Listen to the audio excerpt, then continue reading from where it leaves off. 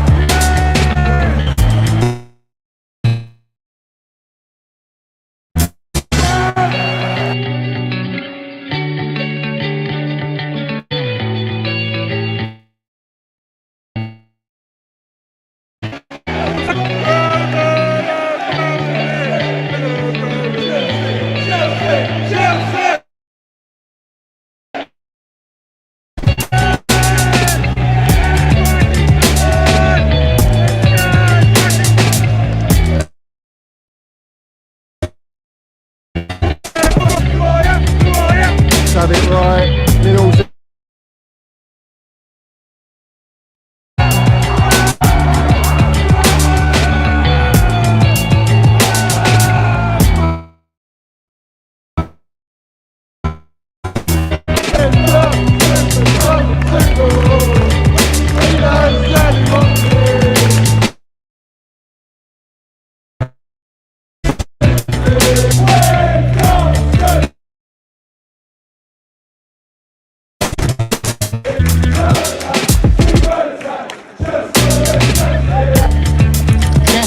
You got the minerals, yeah? Love it. Got the minerals, TT. Hey, Johnny's got the fucking minerals, mate.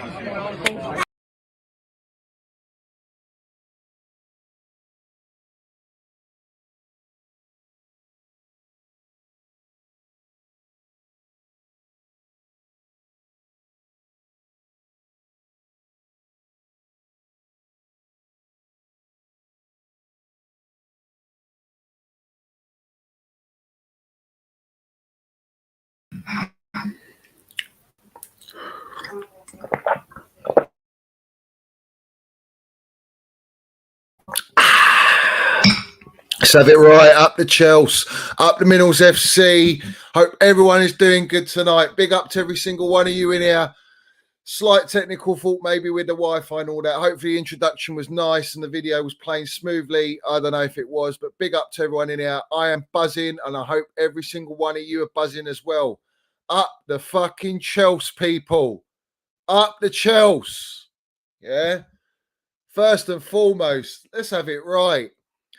Fuck old Rory Jennings and the Tuchel out stands and all the little agenda merchants, yeah? Big up the gaffer today, landed the minerals. Hush your gobs. Hush all your beaks. You ain't got no minerals, yeah? Let's have it right. Big up to everyone in here. Lovely to see you here. First and foremost, guys, like the video. If you haven't liked it already, like the video. If you haven't subscribed, subscribe, people. I'm on the road to 4K. Without you guys, ain't possible. Let's get up there, guys. Let's get to the 4K sharpish, people. All right. Also, I've got the Minerals FC membership scheme that's pinned at the top of the live chat. Big up to all my members as well. I'm sure I'm going to see you in here. Big up to everyone that's in here. And let's run through the comments very, very quickly. And we're going to get straight into it, people. What a game of football we have witnessed today. What mentality minerals we have witnessed today. Let's have it right. The energy is buzzing right now. I am buzzing right now. So, Kenneth, my member, big up to you. 100% the subs changed the game. Broja and Kai together showed some fight in the final third. TT needs to look at that for the next games. Johnny, up the minerals, keeping it real. Big up to you, geezer. Georgie left foot's in here. Georgie 1 foot. Big up to you. Let's have it right. VAR saved you again. No, it didn't. VAR didn't save us. Correct decision. Let's have it right. Our designer, if it weren't for the two gems, King Kai and Money Mace, we lose that match. Lukaku could never score clutch goals. Rat and Snake. Disgusting how people are saying TT out despite winning. Chilwell class up the Chelsea. Let's have it right. Let's have it right, guys. All you Muppets saying that Chili's done out here. All you Mason Mount and Kai Havertz haters asking for them to be benched. Yeah? All you Muppets, you're all in the mud. Every single one of you, rightly fucking so, you're in the mud. Yeah? Change the game, people. Game changers. If you bench the creativity, there ain't no creativity. You bench Mason Mount, there ain't no creativity. And that's what happened, people. First half, nothing. Nothing. Dead. But anyway, we're going to run through. Cameron, big up to you. Broja and Chile changed the game. Let's have it right. Johnny, you got to react tomorrow. Match reaction. Oh, really? What's he saying? What's the geezer saying, man? Let me know in the comments what he's saying. I'm going to try and get through the comments, people. There's a lot of you in here. There's a lot of comments to go through. I'll do my best, but obviously I want to land the minerals up. Big up Stratters, my geezer. Up the Minerals FC. I'll hold your beer while you mud the wrongers. Let's have it right. There's a lot of mudding to do today. A lot of mudding to do. As per, guys. You guys on Minerals FC, you know exactly how it goes. You know exactly how it goes. Woken, big up to you. Would love to see Broja Havertz up front on Tuesday with Mount behind to give Sterling a rest. Let's have it right. Not a bad shout. Not a bad shout. Chronic in here, would love for you to have a Sugar Sean on your channel. He's proper Chelsea. I don't know who that is, geezer. I don't know who that is. Sorry. But fair play. Fair play. Big up Woken in here. Thank you very much. A new YouTube Minerals FC community member. Welcome to the family, guys. Guys in the chat, welcome Woken to the Minerals FC membership. Big up to the geezer. Thank you very much for joining, and it's much appreciated. Minerals to you, my guy. Lovely to see it. And Marvin's in here. Loftus-Cheek was fouled before West Ham goal. There's a lot of things to discuss, guys. I'm going to try and run through as much as I can. Do you know what I mean? Let me just keep running through, guys. Here we go. The Chop Harris Punctual Tackle Club, my geezer. Great spirit by the lads. Top substitutions by the gaffer. The TT haters have gone quiet all of a sudden. Think of all the crap that they would have come out with had we drawn, but we deserved a bit of luck. Absolutely right, mate. They're all in the mud at the minute. They're all in the mud. And this is a great point. With Liverpool and City dropping points, we are back amongst it. Hopefully, Man U win tomorrow. Hopefully, they mud the old Gooners, yeah? Hopefully, they mud them. And I think they will. Big up, Mixter, in here. Lovely to see you in here. We should have won comfortable. We should have won comfortable up the Chelsea.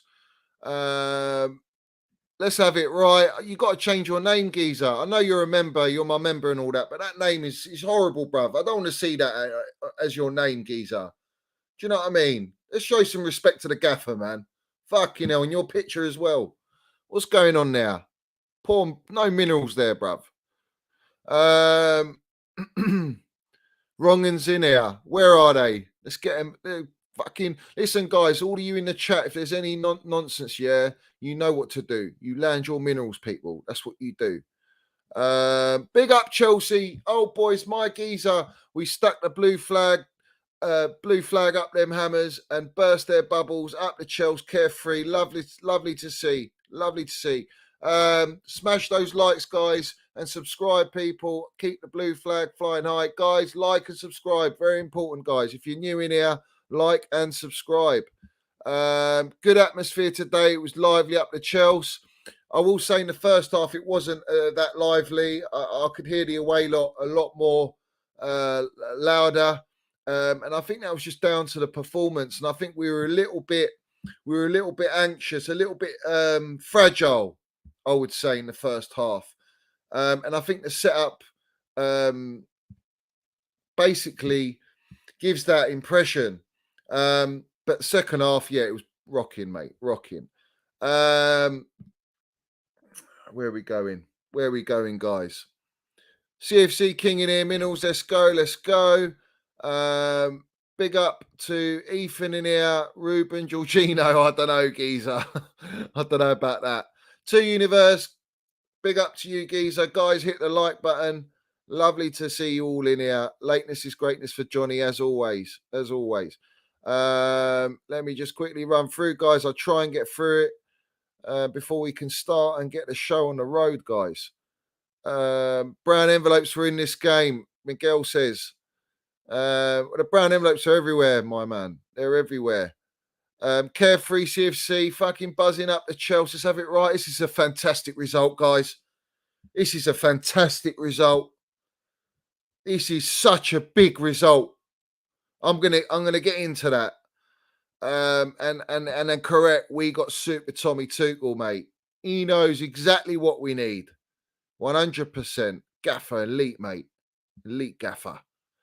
All right, quick. Let me just run through. Ben Clark, he knows the deal. Big up to you, geezer. Havertz has the minerals. He damn right does. He's always had the minerals. Ibrahim's in here. Johnny Boy, Kai, Broja, Chile did well. They did. Huge 3 points. Massive 3 points, guys. Gordius. Goodius, if that's how you say it. Big up to you. We were dead until we went behind. That's absolutely right. We need to snap out of that, people. We need to snap out of that lethargic, slow play. And only when we went 1-0 down, it was like, boom, let's go. You know, we started to play a bit more, you know, a bit more intensity, a bit more urgency. We should be like that from kickoff. So a lesson learned for the guys. But there are reasons for this. I do believe there are reasons for this. Red Star FC, Johnny, we need to buy Liao. He's one of the best left-wing players. Showed his class today. Why Chelsea want him so fast, can pick up. Right, I did watch a bit of him in the Milan derby, and I will say this, all right? There's no dispute that he's talented. There's no dispute he's got pace. But my word, the amount of time he gets on the ball in that league. That's why that league is not a very good measuring stick for me, because they don't get pressed like you do in the Premier League, and that's why players that come from these leagues struggle. That's why Lukaku's the cement-booted fraud's touch got exposed, because he has more time in Serie A. In the Premier League, you don't get that time. So, can he adjust is the question. And until you buy him and take that risk, that's how you're going to find out. There's no dispute he's got talent, though. No dispute about it. Big up Bobby in here, my member. Johnny, do you recommend he should have a few games on the bench now to clear his head? I think that it was right of the gaffer not to drop him from that horrendous mistake he made. But it looks like he's injured now, from what the gaffer said after the game. So potentially, I think he might skip the Champions League game, guys. I think he might skip that. And it might be good for Kepa to have a chance, prove his worth, and at the same time, like you say, give Mendy a bit of time to clear his head, because he's not that confident at the minute. He's not that confident, guys. Johnny, take that win and let's run with it. Barbar says, absolutely right. Mar was saying hold off Mount's contract. He can hold off his absolute piss poor bullshit that he spits. How about that? Yeah. All of a sudden, it's we're only measuring Mount on 4 or 5 games. Piss poor. What sort of supporter are you? We disregard the 3 seasons he's been fucking our best player. Let's have it right. Agendas are real, people. They come from these people, and that's where I come and shut them the fuck up. Let's have it right.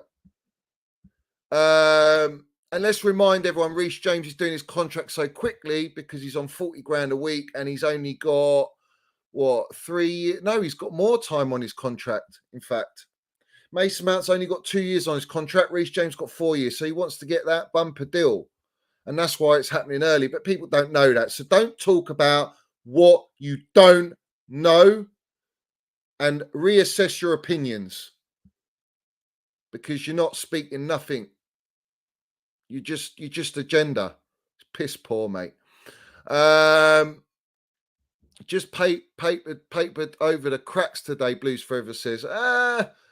Listen, there's context to that. I wouldn't say that. I think there's a lot of things we need to address in the team. Big up to Robert Mills. Thank you for your Super Mills donation. Havertz and Chile. Let's have it right. Shush all the haters, mate. Every single one of them. Let me just run through. Forgive me if I do miss some of you guys because there's so many comments in here and I haven't got, it's hard for me to just run through every single one. Do you know what I mean? Let's have it right. Ben talks Chelsea. Let's have it right. We are the Chelsea. We're the most supreme, mate. Here for some of that minerals. Reese getting says Dre any weather sports. Blue Line Orbital, my member, big up to you. Big win today with more players to come in. Will be all right. Absolutely. It's amazing what a win does. Wogan says, big up, Johnny. Did you see Kepa being an assistant coach today, giving instructions to Kai before he came on? Proper Chelsea Kepa. Oh, mate, that was funny. I can't lie, that was funny. But it's good that it shows that he's not playing and he cares, mate. You know, it's great. I want to see that in the team. I want to see players having conversations with each other. You know, we want that hunger, that urgency, that sort of that will and want to win. You know, so I like that. There's nothing wrong with that.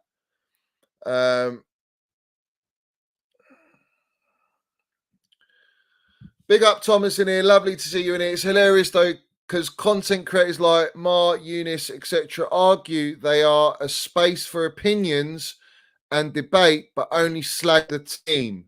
Listen, it's hilarious that you can slag your team on this performance. No, mate, no. There's no slagging on my platform, on my football team that's just come back from 1-0 down to win 2-1. Fuck no.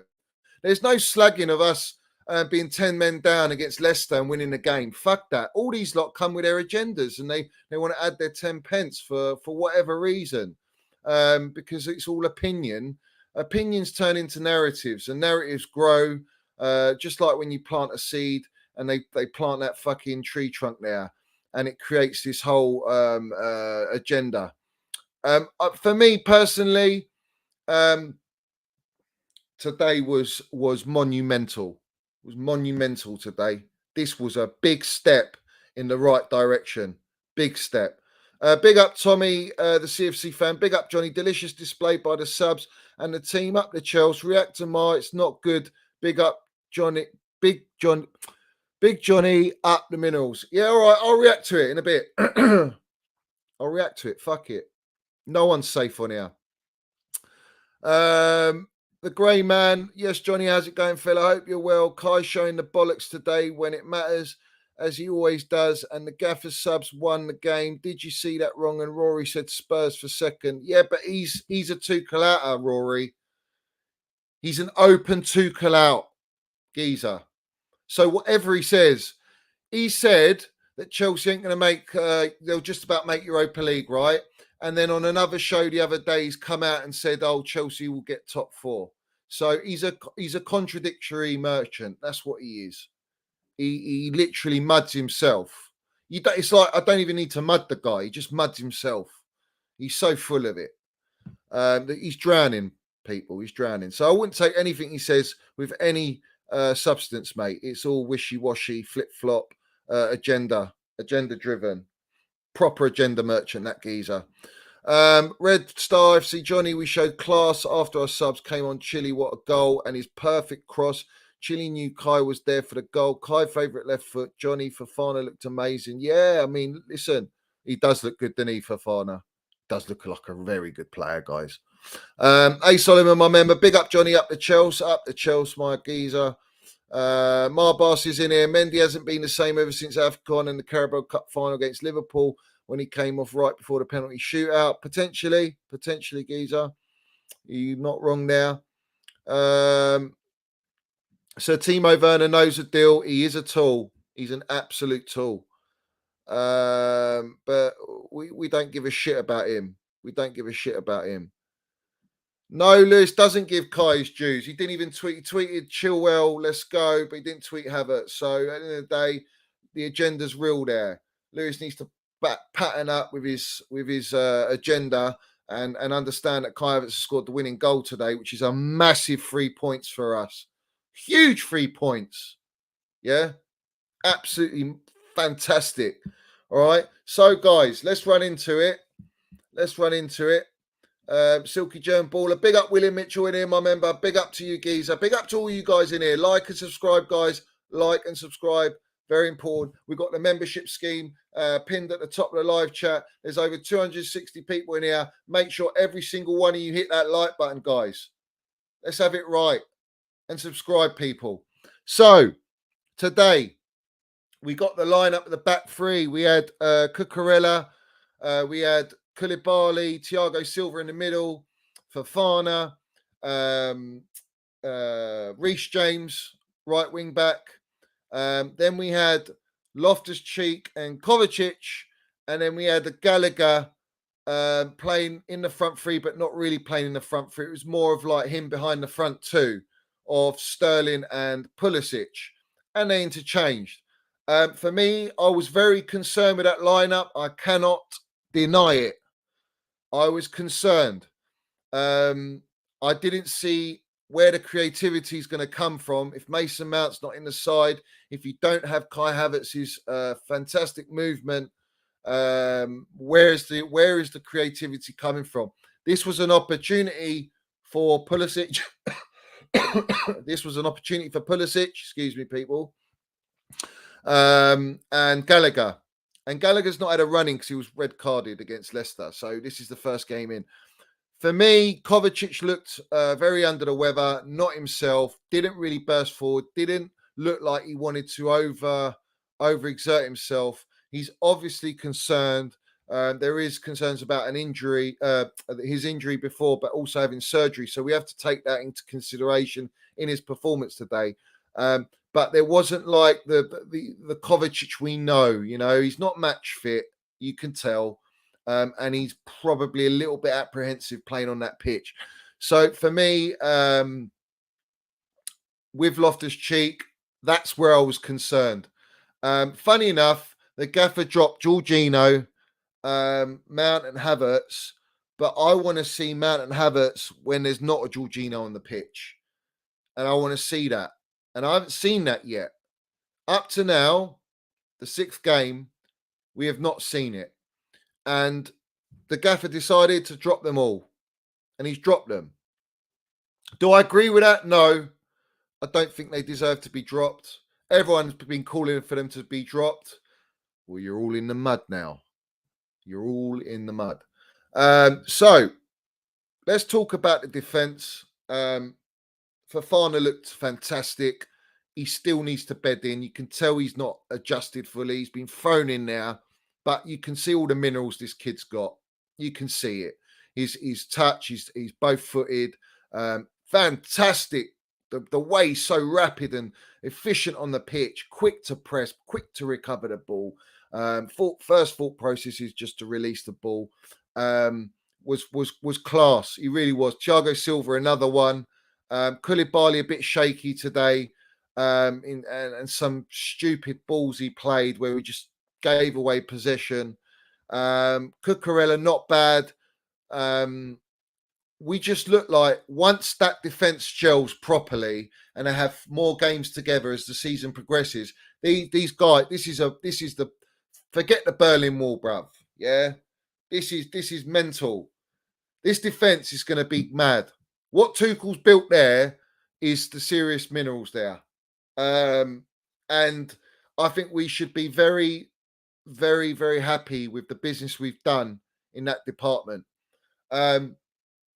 If you look at the midfield with Loftus-Cheek, Kovacic and Gallagher, I thought Gallagher, the best thing he did was when West Ham went to hit us and he tracked back from, I think it was from a corner, and he went and recovered the ball. That was the best moment that I saw of Gallagher. Apart from that, him with Loftus-Cheek and Kovacic, too many touches, too slow. Same story, really. Goes back, wing back, centre backs, wing back, centre backs, pivot, back. And it was like that. It was very slow, very lethargic. I just didn't feel very confident in the first half. It was a very poor performance, really. If you look at West Ham had their game plan was just literally to put 10 men behind the ball and try and counter us. And because our defence was so good, whether they tried to counter us or not, it didn't really cause us any problems. But then we didn't create anything in that first half. We had that one Kovacic shot, which went wide. And apart from that, nothing. Reece James put one ball across and it was very good ball. No one there. Just not very convincing. And I thought, right, we go into second half. I need to see some passion. I need to see urgency, intensity, because we lacked that in the first half. Now, to back that performance in the first half, I would say this, and the reason the gaffer set us up like that, he obviously wanted to not play Jorginho because he's been very poor. And defensively, you can't afford to lose the ball when we're in possession, and you know that West Ham's football is counter-attacking football. You might as well have a cone there with Jorginho, especially if you ain't got Kante and Kovacic ain't on point. So I guess the gaffer's thought process was have Loftus-Cheek in there for physicality because you had Souček and you had Declan Rice in there. You have Kovacic to get out of situations with his technical ability, and hopefully he can be the progressor. And you had Conor Gallagher in front there, who was trying to sort of retain possession of the ball, keep it moving. But in my opinion, Gallagher wasn't effective enough in this game. Tried a little bit too hard. I get that, and he's not had a game before that. But for me, I wanted Mason Mount in that position because the way Gallagher was playing was more of that 8 roaming 10 player, which is what I want to see Mount if he's not playing pushed up in the front three. That's the only thing I would have liked to see. But the gaffer went with this, and the thought process behind it for me was to be defensively solid and sound. No silly mistakes. Don't concede any stupid early goals. Don't let West Ham in the game because once West Ham go 1-0 up, they're going to sit back. And in the first half, you could tell we were fragile. You could tell that we've come off the back of a loss to Southampton. We're not in form. We're not playing well. And there is a lot of pressure on this game. Today's game, the pressure was immense. You got these wrong-uns like Rory Jennings going on platforms, pushing out Tuchel out agenda. You got fans starting to turn on Thomas Tuchel. You got fans turning on Kai Havertz and Mason Mount. You got fans turning on Jorginho. And it's ironic because the whole point of being a supporter at Chelsea Football Club is to back your players. There is nothing you can do. All right. These players are not going anywhere. All right. The only player I look at, the 2 players I look at in this team right now is Ziyech and Pulisic. They have to earn my love and respect because, frankly, right now, I know they want it to leave. Everyone else, whether I think they're good enough or not for Chelsea, I'm going to support them. And that includes Jorginho, even though I think it's a problem in the midfield in a lot of games. But we have to back it.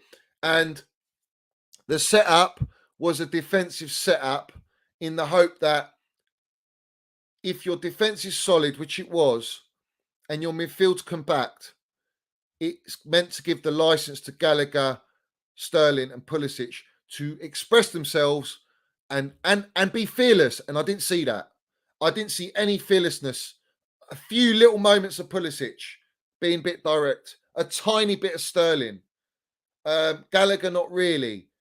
You had to rely on the wing backs sort of supporting. Apart from that, it was a very dry, uninspiring first half. And I think everyone can agree with that. Yeah. So we go into the second half. Thinking we're going to have a go and really sort of up our intensity. And we started poorly, guys. West Ham came out with intent. You could tell they were playing the ball around a lot more comfortable than us. And to me, when I look at the 2 teams, West Ham played as a team and Chelsea didn't. Chelsea play as a team of individuals. And this is the problem, because the balance, new players coming in are trying to adapt. It's difficult at this moment in time. But at the same time, you have to be cautious because you don't want to lose this game. You lose this game, guys, you know what's going to happen. You know everyone's going to come on Thomas Tuchel. You know everyone's going to come at hating Mason Mount and Kai Havertz. You know they're going to come with all their player agendas and it's going to be toxic around the club. And it was absolutely a must-win today. This was a must-win.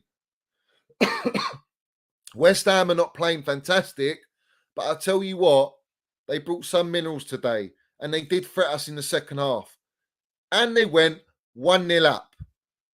Mendy should have put his fist right through that. You know, where's his minerals at? He should have hit it, get it out, command it. And I don't see that confidence in Mendy. And that's a little bit concerning because defensively we were sound, guys. They didn't have a sniff in the first half. We were so compact, you know, we were winning all the battles, all the aerial duels. I wasn't worried one bit about West Ham scoring, and then they score that goal. And then you think, this is a bad one. We could end up losing this game. Have we got the mentality minerals to come back from 1-0 down in the condition that we are in right now, the form we are in, the toxicity that is running around our football club? Do we have the minerals to bring it and turn it around? And you could say on the last 5 performances, it ain't there because we've been behind and we haven't come back. Today we showed the minerals today. I couldn't give a fuck how we played, whether we played silky football or whether we played shit football. It wasn't about that for me. Today was about the 3 points. Today was getting the 3 points on the board and we landed the minerals and we done that. And do you know how we did that? The gaffer, the elite gaffer that he is, because he knows the condition of the squad. He knew how the pattern of play was going. At 1-0 down, what did he do? He brought on the Minerals Mount and Kai Havertz and Broja and Chilwell. He brought them on. And they changed the game. Completely changed the game. Isn't that ironic that they changed the game? And when I talk about Broja, I think he added a presence in the front line. He was pressing. He gave Zuma and their centre-backs something to think about. And we didn't have that in the first half because we had 2 5-foot wingers, dribblers. No physical presence because Gallagher was playing behind. So that automatically changes the thought process of West Ham. And the gaffer said, we're 1-0 down. I'm going to bring them on. He brought Minerals Mount on. He brought Kai Havertz on and Chilwell. And you could see automatically there was something different about us. We weren't as predictable as we were in the first half. We had more movement. We were trying. We had more intensity.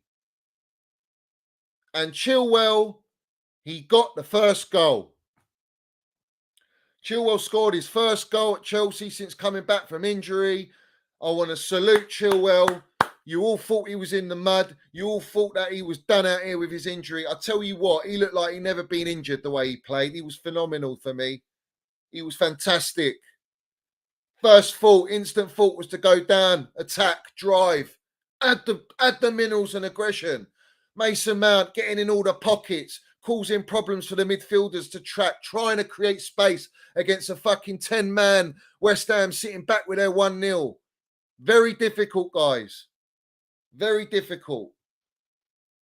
And you had Broja in there, out muscling, trying to create something, trying to add some very good opportunities. He almost got in a better touch, and I think he would have poached it. But the intent was there. The ball IQ, the understanding to go in those anticipated areas and to try your luck. And we didn't have that in the first half. So for me, these changes added a different dynamics to us, even though we weren't at our best. One thing that when we got that goal against with Chilwell, that was the moment. This is a big moment in our season for me. That Chilwell goal is a massive moment in our season because this now steered us on to actually go and try and win it. And how did we score the second goal? Around the box possession. We brought Jorginho on for Loftus-Cheek, who wasn't very good in the DM. Let's have it right. Loftus-Cheek is too slow. His ball release is too slow. It's my only thing with Loftus-Cheek. He's not quick enough with the ball. Jorginho tried to into some intensity. He almost got caught out. We know that. But he's trying. And we kept possession. And we had the defence behind. Cucurella come off for Chilwell.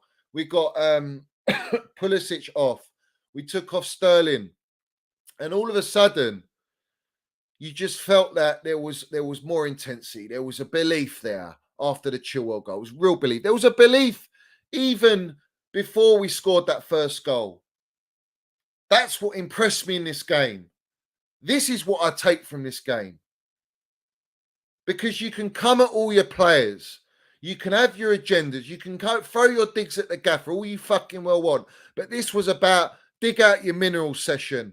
When you're not playing well and everything's against you and the media's against you, pushing this whole, we've spent 300 or 280 million, blah, blah, blah. Thomas Tuchel this, Thomas Tuchel that, Mason Mount, Kai Havertz, all this negativity. It's all negative. And you've got all this on top of you. And you're 1-0 down. And you're at home. And you've lost at Southampton. The games are coming thick and fast. And the gaffer makes that change. And they still believed they could go back in the game. And we went and scored the 1-1. And then comes the minerals. Broja down to Chilwell.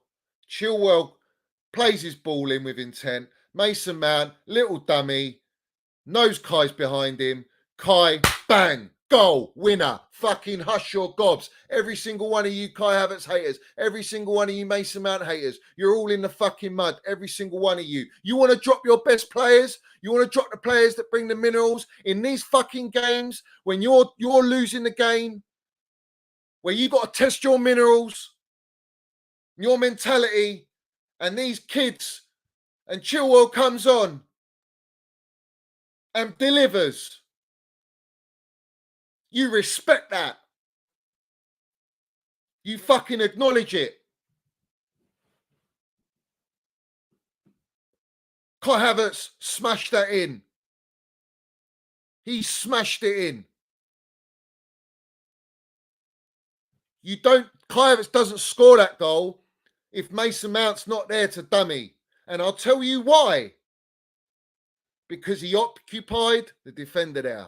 Otherwise, that defender would have blocked the ball going to Kai Havertz. But he had someone to track, which was Mason Mount. That's why Mason Mount came on and changed the game, because he was doing that on the pitch everywhere. Kai Havertz was everywhere. Chilwell's intent.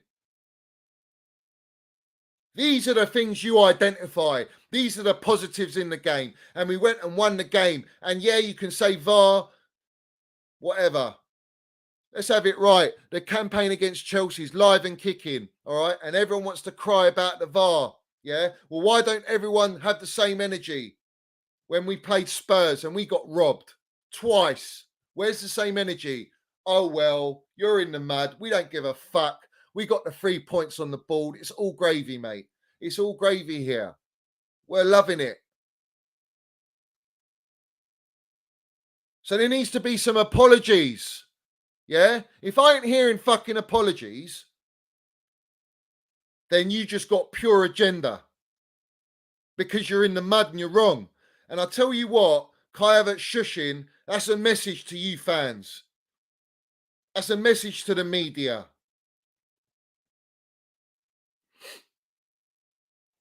That was a class finish. That's what I asked for with Kai Havertz, and he's got it in him. You give him the run of games. But let's have it right. These two players have to play. Pulisic wasn't good enough. Sterling looks tired. Gallagher isn't up to Chelsea level yet. He needs to work on that. And he needs to impress the gaffer. Broja looks lovely. And I'm liking what I'm seeing. And we all know he's got minerals. We know he's got it in him. And he needs to be nurtured and bed in. And he's got physical strength. And he knows the league. And I like that. So I am very, very positive.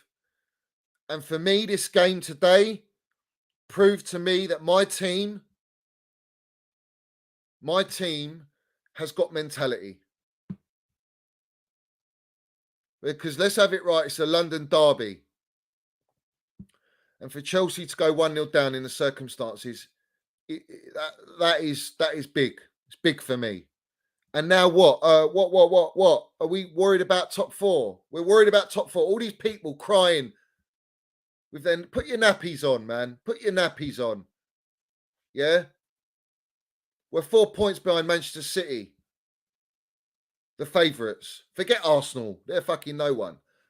Manchester City are the benchmark. We're 4 points behind them. They dropped points today. Let's have it right. You back your team. You put faith in your team. And you trust the Tommy T. Yeah? You trust the gaffer. Gaffer earned his money today and earned his stripes today. Let's have it right.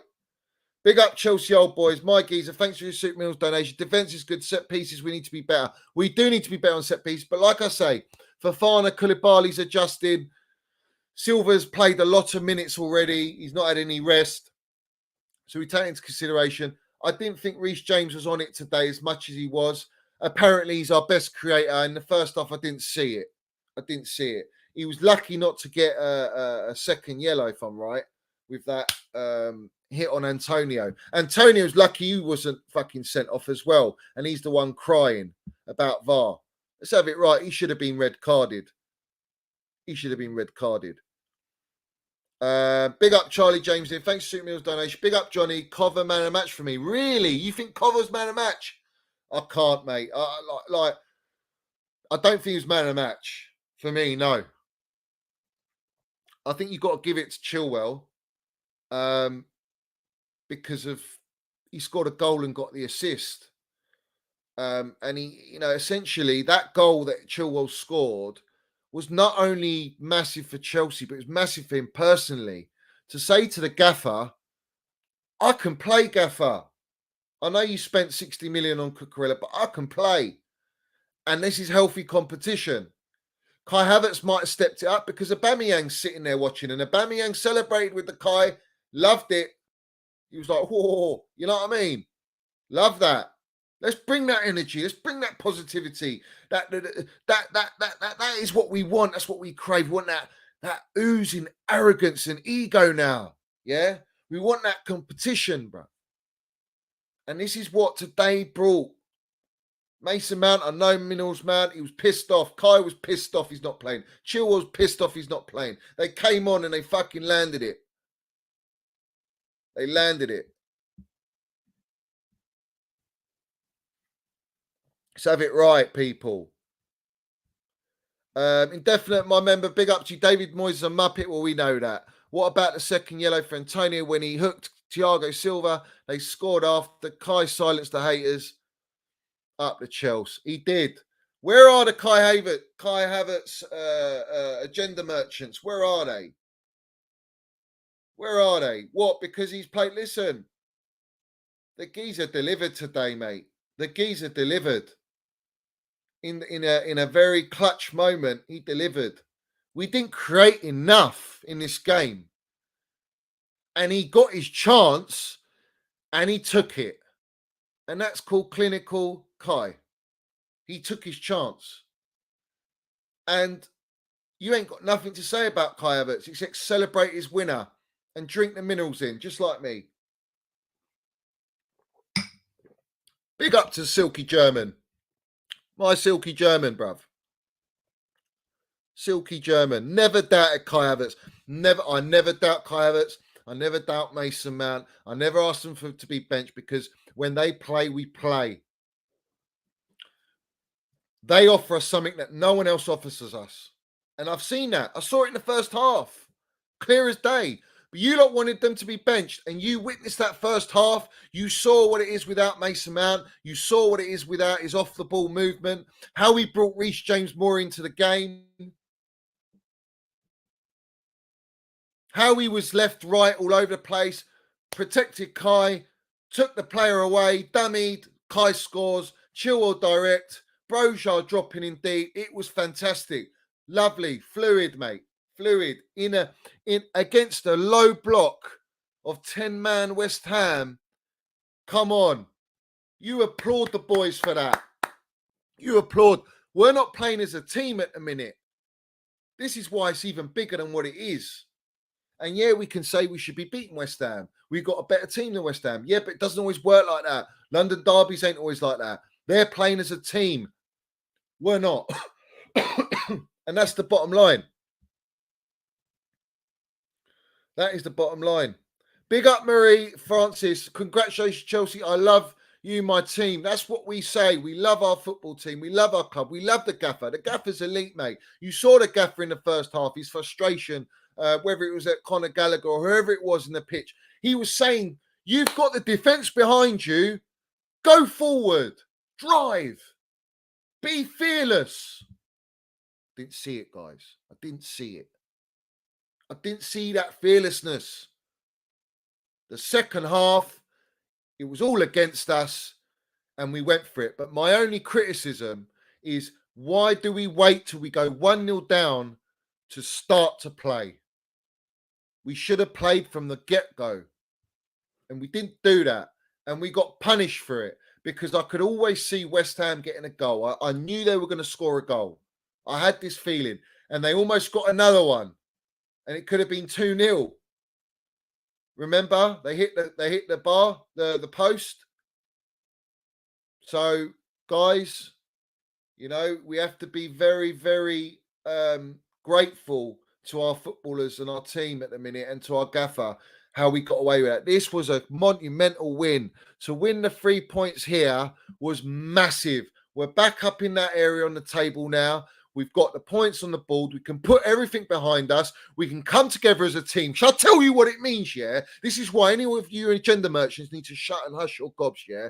Because this is a moment now where the transfer window's shut and the gaffer's got all the group. He's got all his players now. No one's going in and out. Everyone's going to have to land their minerals, earn their stripes and fight for the gaffer and fight to play for Chelsea Football Club and for that badge, yeah? And now we can do that. And we have just won from going 1-0 down. Playing poorly, we've done it. And that is going to bring us confidence and belief and unity to our squad that we fucking come back from 1-0 to go and win. That's the minerals mentality. And you don't win without Kai Havertz, Mason Mount, Ben Chilwell. So where's the credit for Thomas Tuchel? Where's the credit for Thomas Tuchel? Do you know why I think he benched him? It's nothing to do with form. I'll tell you the gaffer's thought process. The first half, he wanted to keep it tight and solid. Don't make any silly mistakes. We're very fragile at the minute. We don't want to go down in the first half. He wanted to have real options on the bench because, no disrespect, but Pulisic, Gallagher, Ziyech are not the impact that you're going to want off the bench when you're losing the game. So what the gaffer did was he reversed it. He said to Pulisic, Gallagher, show me what you got. And I'm dropping these two boys. And Chilwell's not had his chance yet because of Cucurella. And he left it there.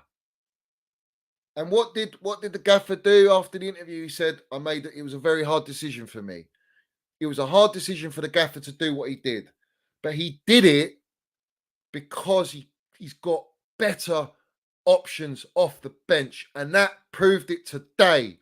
Because once we get Zachariah and we get Aubameyang,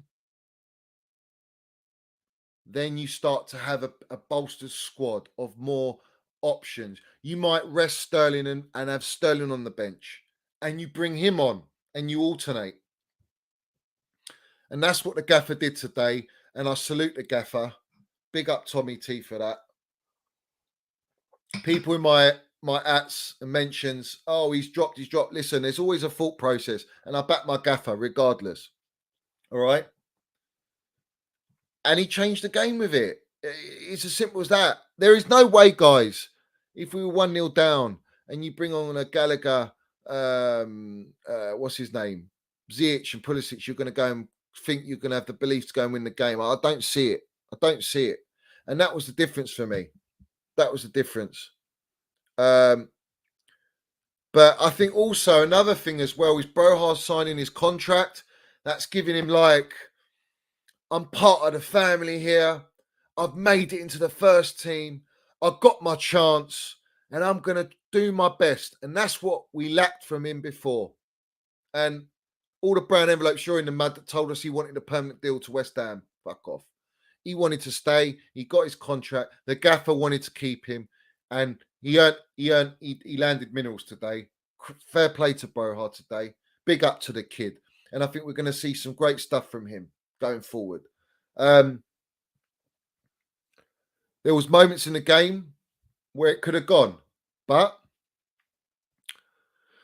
like I say to you, Fofana, he's getting bed in, but he looked fantastic.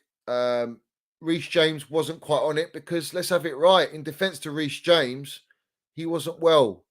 Missed one game. So you do when you come out of a game through injury or illness, it does take that one game to just build your momentum. And that's what's happened now. He's going to go into Zagreb now, and we're gonna hopefully build upon this, guys. It's what I'm saying. It's a building block. It's the foundation. Start of season. There's no transfer window now. The gaffer can purely coach now, purely manage, only focus on football. He doesn't have to focus on anything else. Maybe a few conversations with Bowley and this and that. Fair play, but now the football is the priority. And you can tell that the gaffer is drained, guys. You can tell that the gaffer is shattered. He's not had a holiday, the gaffer. All right? He sacrificed having a break, which he does need after everything he went through last year with the sanctions, all the problems and we all know the problems that happened last year.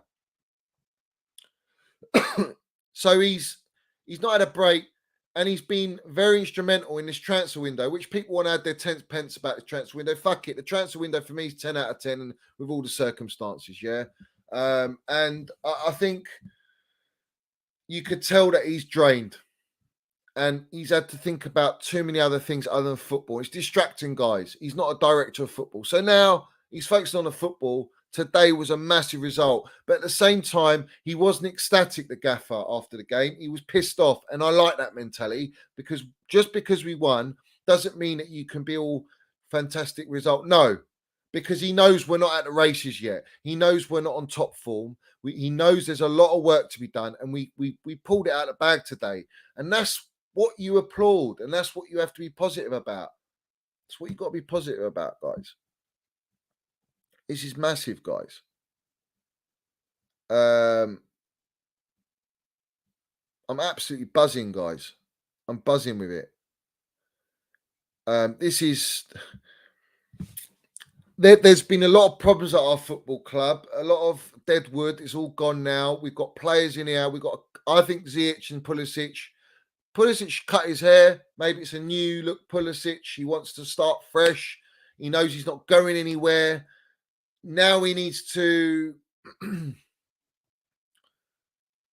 land it now. He's going to get his opportunities. It's a long season. And he needs to earn it now. Because frankly, I'm pissed off with Pulisic and I'm pissed off with Ziyech. So I want to see what they've got to offer. I want to see it. But let's give it time. And we haven't even brought in Zachariah and Aubameyang yet. And that gives us a different dimension. It gives us a little lift now. It gives the gaffer another option. And hopefully, well, we saw with Jorginho, he got caught out a couple of times. We know the deficiency with Jorginho, but when Jorginho does play, he's world class when he's on it. But when he's off it, he's fucking off it. And what I liked about Georgie, before he came on, he was, come on, let's go, guys. Come on. You know, there's that will to win, that want to win, bro. This is important. You know, the mentality is important. And today we showed that. This is what I ask of my football club, my team. As long as you fight, guys, whether you play fantastic or not, as long as you fight, even if you drew or lost the game, if you try and you work hard, the rewards will come. They might not always come. We could have drawn that game. But even still, to come back from 1-0 and get something out of the game is fantastic. But these guys came out from 1-0 down, playing poorly, guys. We haven't been playing well as a team. And you pull it out of the bag like that from a player that's hardly had any minutes, who's got a point to prove. Big up Ben Chilwell. Fucking Chile landed it today. Fantastic from Chilwell. Very happy for him. Very, very happy for him. And Cucurella needs to look over his shoulder, mate. Because we know Ben Chilwell on top form is world class. We know he's got all the minerals. He's won it with Chelsea. He's won the trophies, mate. So it's a big thing. It's a great step in the right direction, guys. And we've got Zagreb away. We need to go and win that game. And then we fucking go and we do Fulham away. And we kick on. This is going to be it now. This is the building block now. We have to forget about the two shocking performances against Leeds and Southampton. We need to look at the game against Spurs. Let that add the fire in the belly because we were robbed of 3 points there. And we take this game and we bring it into our next one. And we play ourselves into form. That is the only way you get into form, is playing into form. You have to keep playing them, guys. If you keep chopping and changing like you lot, all you numpties want to drop players, you got to keep playing them and play them in form. And I like Kai Havertz, the silky German, yeah, the way he came out. He says, "Hello, Chelsea fans. Glad to score the winning goal. Up the Chelsea." He's mudding you all, mate. He's saying, fucking back me. Back me and I'll deliver. And when players are down and not performing well, what do you lot do? You go and fucking criticise. You go and slander. You go and fucking demand they be benched. You go and push all this negativity. It's no good, guys. It's no good. Defeats the object of being a supporter. You know what it is? When they play well, they all want to know you. They all want a piece of you. But when you're not playing well, they want to fucking mud you. It don't go like that, because it's when you're down and you're not playing well, that's when they need your support, because they ain't getting it from rivals. They ain't getting it from the media. They have to get it from us, the Chelsea. That's what you do. So put your agendas aside, and this is a team game. It's not about individual agendas.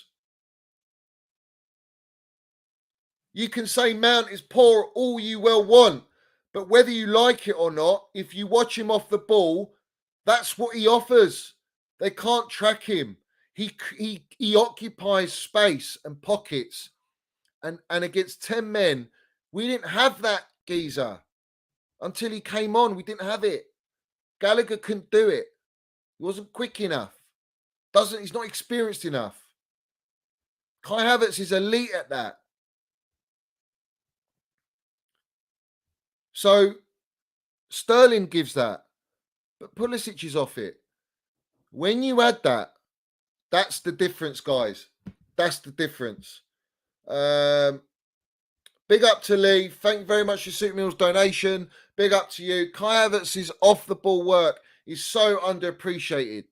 He plays well next to a number 9, where he can free roam, back the team, back the manager, keep the blue flag flying high. Let's have it right, Lee. 100%. I agree with you, mate.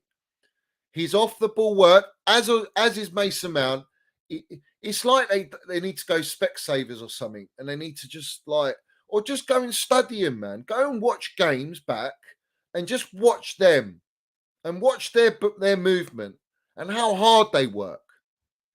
Because without that, when you get the ball, or when your teammates get the ball, you'll end up losing it. And this is the thing. Kai Havertz with Broja, Mason Mount, it worked, guys. It worked. Because if you looked at the Kai Havertz goal, where was Broja? Broja was outside the penalty box, laid it off to Chilwell. Kai Havertz was in the middle with Mason Mount because Mason Mount's trying to draw the defenders in to the byline. Kai Havertz drops back because it's called chemistry and understanding. Chilwell plays it in. Goal. They can't defend that. These are the things that we lack when they don't play. And that's the bottom line. Whether you like it or not, just be a fool then.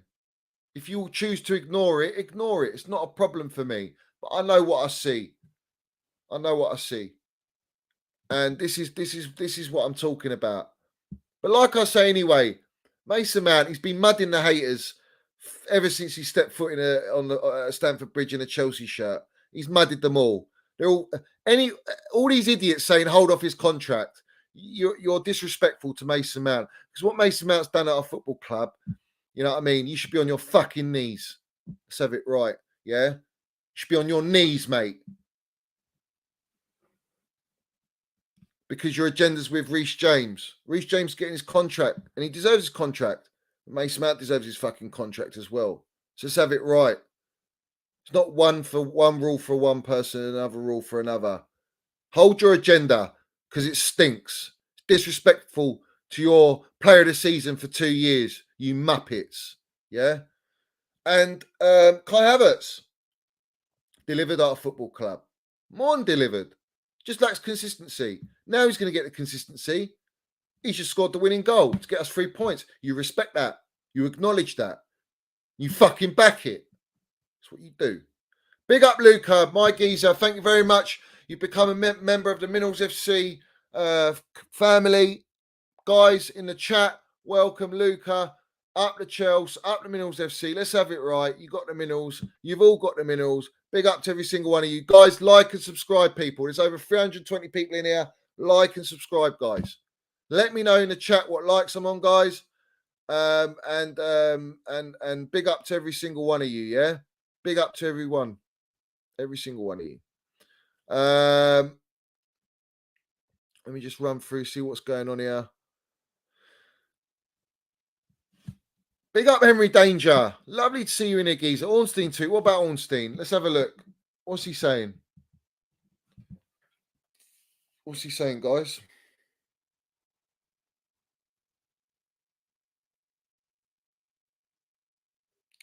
While I do this, guys,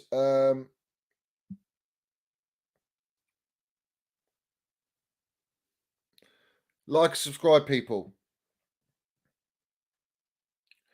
Chelsea recruitment chief Scott McLachlan has left the club, gone on own terms to take up executive level role elsewhere in football. Last day yesterday, 3 months gardening leave. Goes with Chelsea FC's blessing after 11 years integral fucking up operation. That's what it was. Thank God he's left. Fantastic. We're going to get new scouts in. We're going to get a better model behind our team. All right, behind the scenes, get proper scouts in. All right, we're going to get a director of football. We're going to keep Thomas Tuchel, and we're going to back the gaffer. So all of you guys that with your Tuchel agenda, and especially you, Mr. Rory Jennings, and your TalkSport platform and your kickoff platform, you can kick off the fuck out of here because you're in the mud. You look ridiculous. You're piss poor. You should show respect to Thomas Tuchel and our football club and Bowley, who's backing him, and fuck all your agendas because we're going to back this gaffer. This gaffer deserves to be backed. This gaffer deserves, and he's the right man for the job. Let's have it right. This is a great day, people. Scott McLachlan's gone. 3 points on the board. We beat the West Scum. We're not playing that great, and we beat them. We come down from 1-0. This is what I'm talking about, mate. We're Minerals FC. That's what we are. Chelsea Football Club, Minerals FC. Yeah? Let's have it right.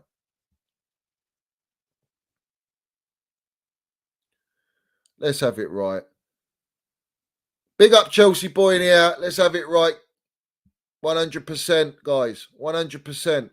And we can talk about the VAR decisions. Well, listen, the media are very quick. And listen, Hello, Gabby Bonglahor. You're an absolute bullshitter. Coming on Talk Sport saying that we have to get second position in the league. Are you a fucking idiot or what? What kind of agenda is that? Putting pressure on our football club, saying Cucurella's terrible and this and that. Your agenda for a football club is a joke. Where are you getting second from? What about your beloved Liverpool, mate, and Manchester City, the ones that are steamrolling the league? What about them? Or are you going to prop Arsenal? You're going to prop Spurs? Everyone's propping Spurs and Arsenal. Everyone's doing that with Spurs and Arsenal.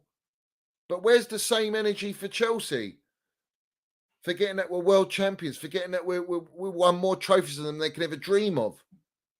That we're in a massive rebuild. Yeah, we've spent money, rightly so. The Gaffer's spent money. And all these fans putting pressure on Thomas Tuchel to get top four. Are you that stupid to think that Tuchel is not good enough with everything he's gone through to get top four now? I mean, it's like you've got no faith in the Gaffer. How can you not have faith in Thomas Tuchel to think that we're not going to make top four? I've never doubted us getting top four. I think we'll get top three. I think if we go on a good run, we could go to second spot. But we have to see how the league pans out. Man City dropping points. Liverpool dropping points. United might beat Arsenal tomorrow and humble them. And all of a sudden, the dynamics change. What about Spurs? What was the Spurs result today, guys? I missed out on the Spurs result.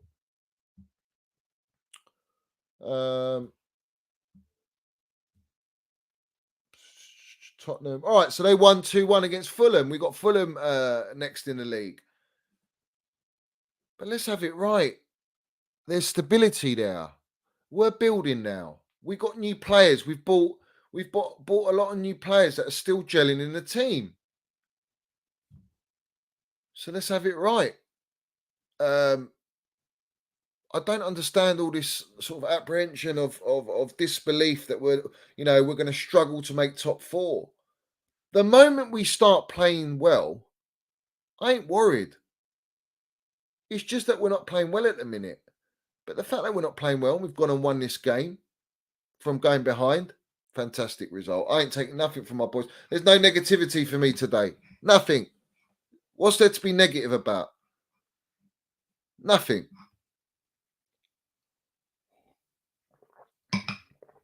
This is what it's about, guys. These are the moments that we crave at Chelsea when everything's against you. When everything's against you, and you pull out a result like this, like it was last year. Everyone's going, oh, we haven't played well since last year. Last year, you've got to understand something, you wrong'uns, yeah? Last year, we were still sanctioned, all right? Throughout that whole last period, it was very, very hard, very tough. How do you expect that not to affect the players, the manager, the team, where we didn't know how we get into games and all that? Fans not in the ground. It's going to affect you. Let's not be stupid here. Let's not disrespect the situation and the context. We don't have that now. And we can build upon this. You're too used with the Roman era and that regime. We're not in that era no more where it's hire and fire managers if it's not going well. This is a moment now. This is a new era where we have to back the Gaffer. And no, it's not excuses. It's facts. It's fact. It's not an excuse.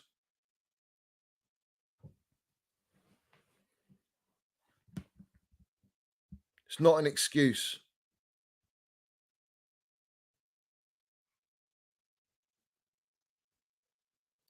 Guys, what likes am I on? Let me know what likes I'm on. And guys, anyone new in here, we've got over 300 people in here. We should have 300 likes a minimum. And we should also have you subscribing, guys. Where are you? Where are you? Big up, Luca. You understand what I'm saying. KP understands what I'm saying. Ibrahim's there. Sanctions suck. This is a new era. It's Bowley and TT era. Exactly. And this is the thing, right? It's the fan base and the platforms in the fan base that are trying to put this pressure on Thomas Tuchel. Oh, he's got to get top four. Do you know what? I'm that behind the Gaffer And I'm that behind Bowley. If we don't get top 4, I'm backing it all the way because I still believe we're going to go out and get the players we need. All right. And we're going to do wonderful things. But I believe this squad and this team and this manager is more than capable to get top 4. More than capable. Arsenal Football Club right now, they've lost Partey. I think they've lost Odegaard and they've lost Zinchenko all for injury. 3 big players for that team that have been playing well. Partey's been out, I think, a couple. But Zinchenko and Odegaard, key. So let's see how they react to Old Trafford on Sunday.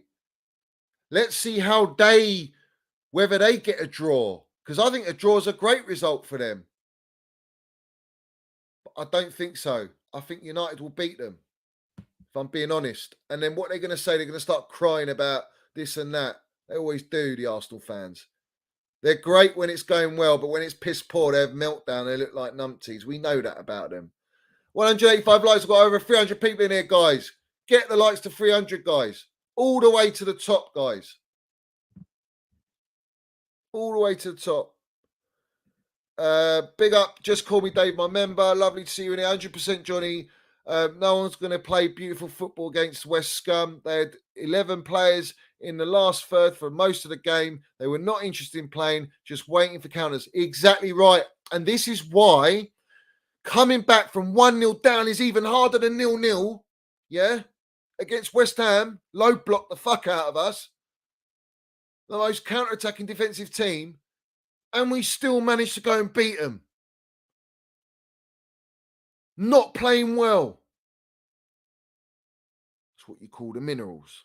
Mentality. Never die. Fight. Transfer window shut. Aubameyang sitting up there. Zachariah sitting up there. Gaffer made big calls today. He made a statement today. And he landed it. So this is what I'm talking about. This is what you build upon. And now we're going to see that, guys. And we go into Zagreb. Hopefully, guys. Hopefully. Because we're travelling away, obviously. So it's tough. And then coming back to Fulham. Tough. Like all the other Premier League teams in the Champions League, they're going to have the same situation, or in Europa League. This is where it gets interesting, guys. Yeah, because don't think that Chelsea are just going to suffer. All teams are going to suffer. We've got the World Cup coming up. Let's not forget there might be injuries there from that. Players are going to play intensely. A lot of games. There's twists and turns in this league this season. Champions League. So if we can go to Zagreb and play better and win, this is what I want to look for now. I want to see us just play a little bit better, a little bit more belief, like we had today, but playing with the belief better. And the form will come. And once that form kicks in, guys, we know what we're about. We know how well we can play. And we bring that positivity back. We take the pressure away from Thomas Tuchel and the players. And that's what needs to be done. But right now, the media are hammering it down. Platforms in our Chelsea fan base, hammering it down. Rival platforms, hammering it down. The pressure. Fucking, we need to... why is he playing like this? Why is the gaffer doing this? Why is the gaffer doing that? Fuck off. You got the 3 points today. Nothing you can say. We were very vulnerable today. Everyone could see it. We're not at the races yet.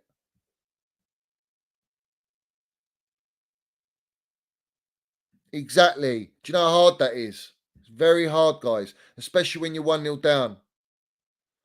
Big up Peter in here. Peter Leggett. Johnny, you speak the truth. Big up, boss. Thank you for subscribing, Peter. Big up to you. I think you're new in here. Lovely to see you in here.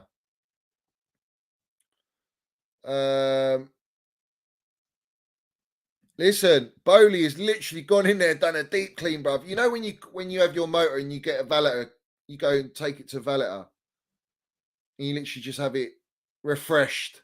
This is what's happening right now at Chelsea. He's got rid of everyone. All the old guard, all the old regime, the shocking scouts, the ones that are fucking up our club behind the scenes, is all out now. This is exciting, guys. Why are people not excited? Why are they all doom and gloom? I don't get it. It's not like we're going to turn it on and we're going to go and win the league. We're not built for that yet. We know our team's not built for consistency yet. That takes time. Just like Klopp had 3-4 years. Why is it that Klopp gets 4 years, gets money spent? Arteta's been given time, gets me spent, and he's done nothing, by the way, Arteta. What's he won? An FA Cup, which we got robbed of, yeah? Let's have it right. He spent money. They've spent, their net spend is way higher than Chelsea's. Man United's net spend, number 1. Manchester City, number 2. Manchester United spent over $1 billion. All right. Manchester City just under $1 billion. PSG, Real Madrid, Barcelona, Aston Villa above us. We're 10th. Yeah. Yet the agenda's on Chelsea and how much we spend this window. No. Let's look at the decade of what we spent. And we're nowhere near it. We're 10th on the list. We're rebuilding a whole structure behind the club to go in the right direction. Klopp got the time. Pep's had plenty of time and plenty of money. Arteta's had plenty of time, plenty of money. Even Ollie got 3 years. Guaranteed top 4. They didn't get top 4 with Ragnick. Yeah? Spent money. Why is Thomas Tuchel not entitled to that as well, people? Explain that to these Rory Jennings and all these agenda merchants against Thomas Tuchel. Why is he not entitled that time? All right? Why is he not given that opportunity? He's won the Champions League, Super Cup, Club World Cup. He's got us into 6 finals. He's gone through everything. He's earned his stripes.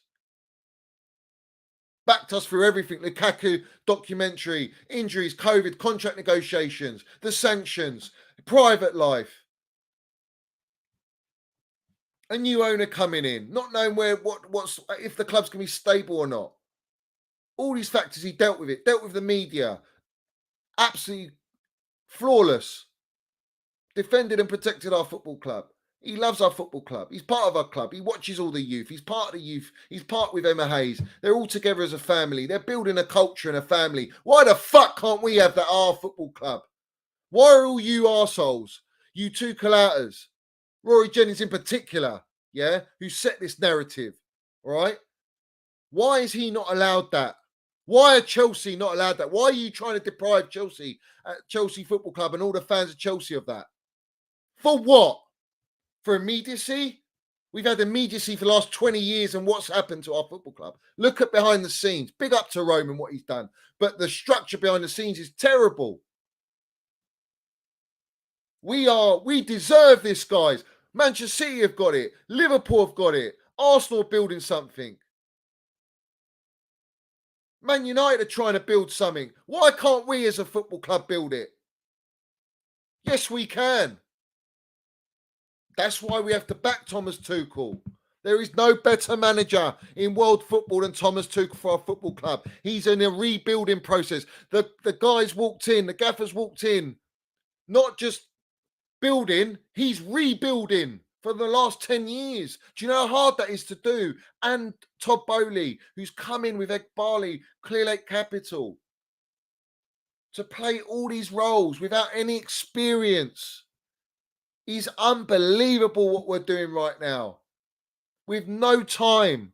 Everything's against us. So, of course, we know the campaign against Chelsea is live and kicking. We know that everyone's pushing the agenda. All the pundits, all our so-called Chelsea fan representatives on all their platforms, they're all pushing it out. This negativity, this criticism. Oh, we're allowed to criticise. Oh, we're allowed to fucking say, no, man. Let all the rivals and let the pundits and the media do that because they do it all the time. Why can't we be positive about our football club and enjoy this new chapter in our football club? This is a big thing. And this is hard, guys. This is not an easy task for Thomas Tuchel this year. It's difficult. And I keep hearing, why is he not addressed the midfield? Why is he not addressed the midfield? Do you know why? Because the defence was priority. You start from the back and you build forward. He wants Declan Rice. He can't get him. So what are you going to do? Go and blow 90 million on another player that when he's not your number one target, just for the sake of it, when there's an actual shortage of DMs There's a shortage in the market. We looked at Alvarez, Zachary, and we got him, and Sangare, and that's it. And Declan Rice, that's all you got. Who else is available? So it's very difficult when you've got no time on your hands to deal with that. It's not like, they say, why does he rectify it? You don't think that the gaffer knows. Do you not think that? Do you not think if you go and blow 80, 90 million on a defensive midfielder, what are you going to do in your attack? Letting go of all these players. What are you going to do with your defenders? You're going to take your spending to almost maybe 400 million. And then you have even more pressure. Is it the right signing? No, it might not be the right signing. So you have to take all these things into context. That's why it's a timing thing. It's very important. And the gaffer needs to be backed. And that's all I've got to say on it. That's what I've got to say on the matter. British Patriot says Bowley's not messing around. Seems very invested in the team. Absolutely right. He's invested in the team.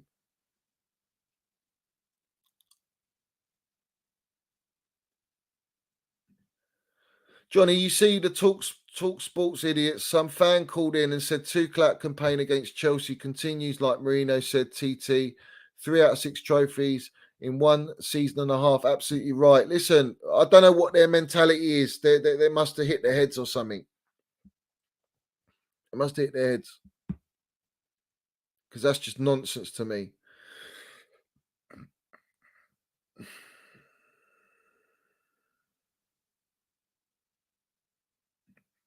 Big up to everyone who's got the minerals, and big up to Johnny. Big up, you all got the minerals in here. Everyone that's in here has got the minerals. You know what I'm about. You know what I'm saying. Guys, like and subscribe. Like and subscribe. Some fans are expecting a title charge. They're a delusion, man. They're off their head. Off their nut. Is it on Twitter, guys, this thing? And I'll bring it up if it's on Twitter. Have they released it on Twitter on TalkSport? We know he's a brown envelope. He's sold out to the mainstream media, guys. Chelsea's not his interest no more. Super Chelsea TV, big up to you, up the minerals. Big up to you, guys. I should be over 300 likes. Make sure you like the video. Very important, guys. And please subscribe, guys. Subscribe to the channel. I'm on the road to 4K. Big stuff. Yeah, I like it. It's Saturday. I want you to all chill well. Yeah. Let's have it right. Up Chile. Up Chile. Up Chile. So, you know, that's that for me. I'm very, very happy, guys. Honestly, I'm super happy with how we've turned it around and we've come back from going 1-0 down. It's a big statement, guys, because I think if we lost today, it'd be really toxic. Really toxic. It's how fickle the fan base is, you see. But it's because we don't play well. We're not playing well. What's the gaffer doing? He's ruining our football. Shut up. You don't know what you're talking about. You don't know what you're talking about. I see all you Tuchel agendas, yeah? I see all of you. I see every single one of you. I know how you do it. And you think you're clever how you do it. But I know you got the agendas there, boys and girls. I can see it. Not a problem. I'll be knocking on the door. The worst fans are the wishy-washy ones. When Chelsea win the game, they say TT's the best and love him so much. But when we lose or draw, they come at him with a flamethrower and say he needs to go. Exactly. Let's see what Mr. Rory Jennings, the biggest Tuchel out, is going to say about the result. He's going to come at Thomas Tuchel like with a hacksaw as per, yeah. And probably it's going to be a lot of platforms. I haven't had the chance to look at my Twitter. My Twitter's gone a bit chaotic today. But I will look through it after the show and see what people are saying. Yeah, Havertz is the minerals, and we all saw it again and again. Let's have it right. He's got the minerals. We know he's got the minerals. Yeah, never doubt Kai Havertz, mate. Never doubt it. Big up Andy in here. Like, big up Johnny. Big up to Johnny Minerals, best channel on the internet. Thank you very much, Andy. I really do appreciate that. I appreciate all your guys' support, guys. Everyone's support. Big up to all of you guys. Every single one of you. El also says, up the Chelsea, back the Gaffer through good and bad. This is what it's about being. You have to support your club, win, lose, or draw. Now, you can analyse the game, of course, but where it gets a bit sticky and where you cross the line is the agendas creeping and the little digs creeping. And it's done like that. That's how they do it. They do it through, we want to analyse. Yeah. Analyse my left toe, you mugs. How about that? Not even mine.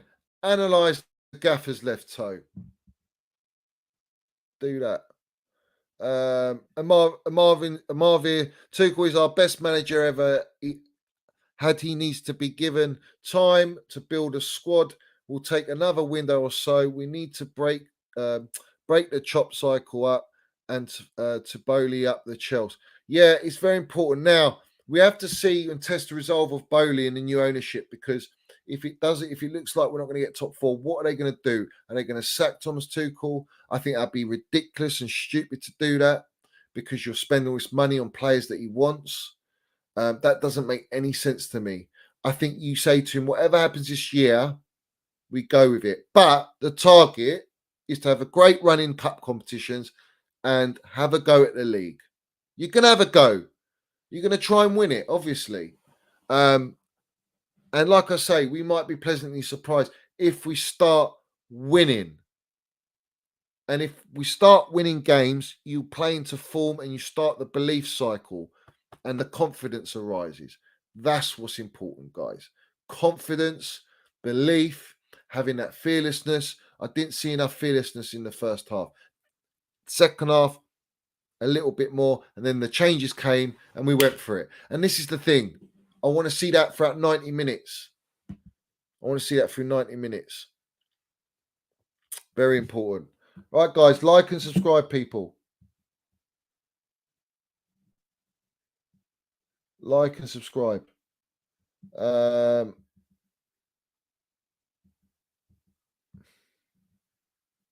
But we can all agree, guys, that Mason Mount, Kai Havertz, Ben Chilwell, and Amanda Broja, they changed the game, and the gaffer made that decision. So up the Chelsea. Up the Chelsea. Right, guys. Let me put. Joe, yeah, I'll put the link out. If I don't know you, you ain't coming on. If I know you are, you're coming on. It's as simple as that. So I don't get no nonsense.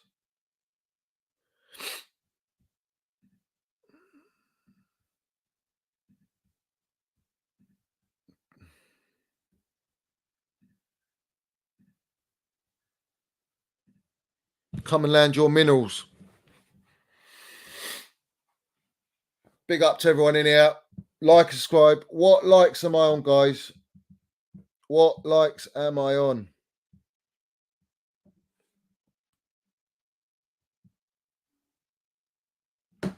I'm on the road to 3.5K. I'm on the road to 4K, people. This is big moves right now.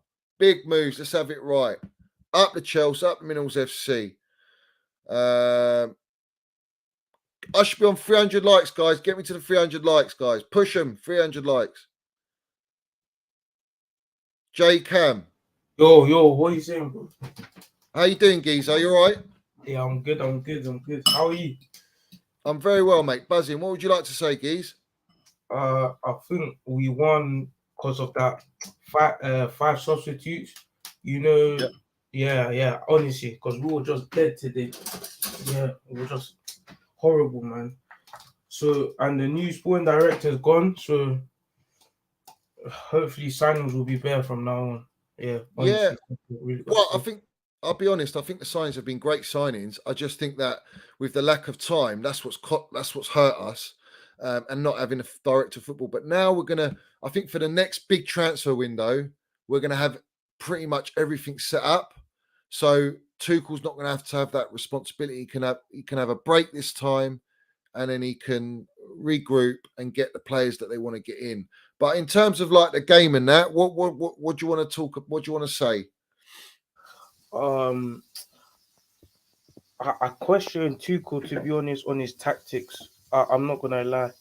I mean, why are we always so bad in the first half and we're always so negative attacking wise? Like, that's what I really want to know. Well, I'll say this. In the first half, because we're quite delicate at the minute, yeah, in the sense that we've come off a loss. He's not got the best options in midfield. He's made a big call in benching Jorginho, Mount, and Havertz. And he's played Pulisic, Gallagher, Loftus-Cheek, Kovacic, who is a bit of a risk. I think for me, the first half was just about not conceding, steadying the ship. And if you watch Thomas Tuchel, he was very frustrated and very pissed off with the front line because they weren't being direct and fearless. Because in his mind, he said, look, I've set up, you've got a massive defense behind you. You've got Kovacic and Loftus-Cheek there, all right, in front of them. And you've got your wing backs in James and Cucurella. Don't worry if you lose the ball, but at least go and try. And I didn't see that in the first half. And I think that's not Tuchel's fault. That's down to the players in their attitude with the ball and without the ball. And I think when you made the changes, that's when you saw a different dynamic when we were 1-0 down. So I don't really put it on the gaffer. I put it on the players selected and they were given an opportunity. Do you know what I mean? That's a good shout still. I mean, where do you know the formation bit? Do you think we should just stick to the back three or get that extra man in the midfield for back four? At the minute, just to steady the ship and like bed in Fofana, Koulibaly, Cucurella. You've got Zacharias coming in as well. I think you need to play the back three, but I think as they bed in and they adjust, you might see a transformation to a back four because I think you'll play the back four when Silva doesn't play. That's what you're going to do because Silva can't play every game. So you might play Koulibaly with Fofana, Reece James right back, a Chilwell or Cucurella left back. You play what's his name? A Zachariah in front. And then you can play Mason Mount and Kovacic, for example. And then all of a sudden, you free up 3 attackers in Aubameyang, Kai Havertz and Sterling, or whoever you want to pick in that front line. But that will come throughout the season, I think, if I'm being honest, Jay, yeah? Yeah, thanks for having me on, bro. No worries, Geezer. Up the Chels. Thanks for coming on. And big up to you, Geezer. Thanks for supporting the channel. All right, Geez? Yeah. Nice one. Thanks, bro. Big up, Ace. How we doing, Geezer? Big up, Johnny. First of all, to everyone, like the show if you haven't. And yeah, I'm just happy we got the 3 points today. Southampton was gutting the other day, so and it's funny that everyone's always quick to highlight what happened today with the Bowen situation, but no one had the same energy when we were getting calls away from us from Tottenham and stuff. Yeah. Like it's so confusing. But yeah, I'm so happy Havertz scored today. Chilwell, brilliant when he came on. I didn't actually get to watch the game. I was at work, but I'm just happy we got the 3 points. If you guys could tell me more about what happened in the game, that would be better. I mean, listen, in that game, it was tense all the first half. We didn't create anything. We weren't very good, if I'm being honest. But second half, we looked even more lethargic, to be honest with you. We didn't really look. They come out better. They look stronger than us because they played as a team. But in the first half, they didn't really create anything, if I'm being honest. They didn't really create much. How's Fofana then today? How's Fofana? He looks great. He looks like a quality player. That's good. He needs time to bed in. Like, he was a little bit in certain times. But I just felt like we were too slow. Everything was slow. I think what we need right now is a break. Like, and I think these players really need to like clean off their heads. Like right now, I just wish there were. I hate international breaks, but I just wish an international break was to just come now and just let our players like have a moment to like think about it, because games are just coming too thick and fast. And thinking about the injuries and the players we have out, we ain't even got Aubameyang and them to come back in yet. So I just think this team needs a bit of a break. I know we win on Tuesday against Dynamo Zagreb. Fulham, I think, will be a good 3 points, an easy 3 points from us. But I just Yeah, hope that this team, next week against Fulham, I just hope I can see a front three of Broja, Havertz, and Sterling. And that's no digs on Mount, but I feel like Mount just needs to, how do I not as in because he's bad. Mount's a brilliant player, but he's just not on the best of form right now. But Mount, I think, just needs a sit down. He's been playing so many games. He's barely ever had a rest, to be honest. One of our key players, but yeah, I just think he needs a rest. And I feel like when he comes back, just same way Havertz just did, I feel like he'll be back on form. I think the problem is when you have Mason Mount, you're unpredictable, and he occupies the spaces, and no one in the team's doing that for me. That's true. That's true. I think That's the problem. everyone's sleeping on the fact that we got Zakaria. I don't think it's the best of signing, but it's a way of like implementing a new style. Because at the end of the Correct. day, Yeah. I love Jorginho, but it's like I know the deficiencies with Jorginho. I know what he lacks, and I'll always love him, even if he departs, even if he goes. I'll always love him for what he done. But I feel like getting in Zakaria is so important, because if we get like an Alvarez or Declan Rice next season, this team will already have a bit of a like. They'll have a know of how to play around that sort of DM. Because I hope we move into a back four, so Mount can play as an 8, Cover 8. If Declan was to come, he can go in the middle. Then we have Sterling, Havertz, Broja. I can't wait for next I season. like That's the thing. I like players like Zakaria who will do a job for what they Yeah, got to do. But at the same time, we know he's sort of like a stopgap. But if he does yeah, well, he could be a yeah. great squad player as well. But I think you're signing players that want to come to our football club. With Aubameyang, that remains to be seen what his attitude's going to be like. But hopefully, he wants to kick on and prove a point here in the league, and with Chelsea and sort of land the minerals on that shit club in North London. With Hopefully. Aubameyang, I feel I'm not gonna be fake. I didn't want him.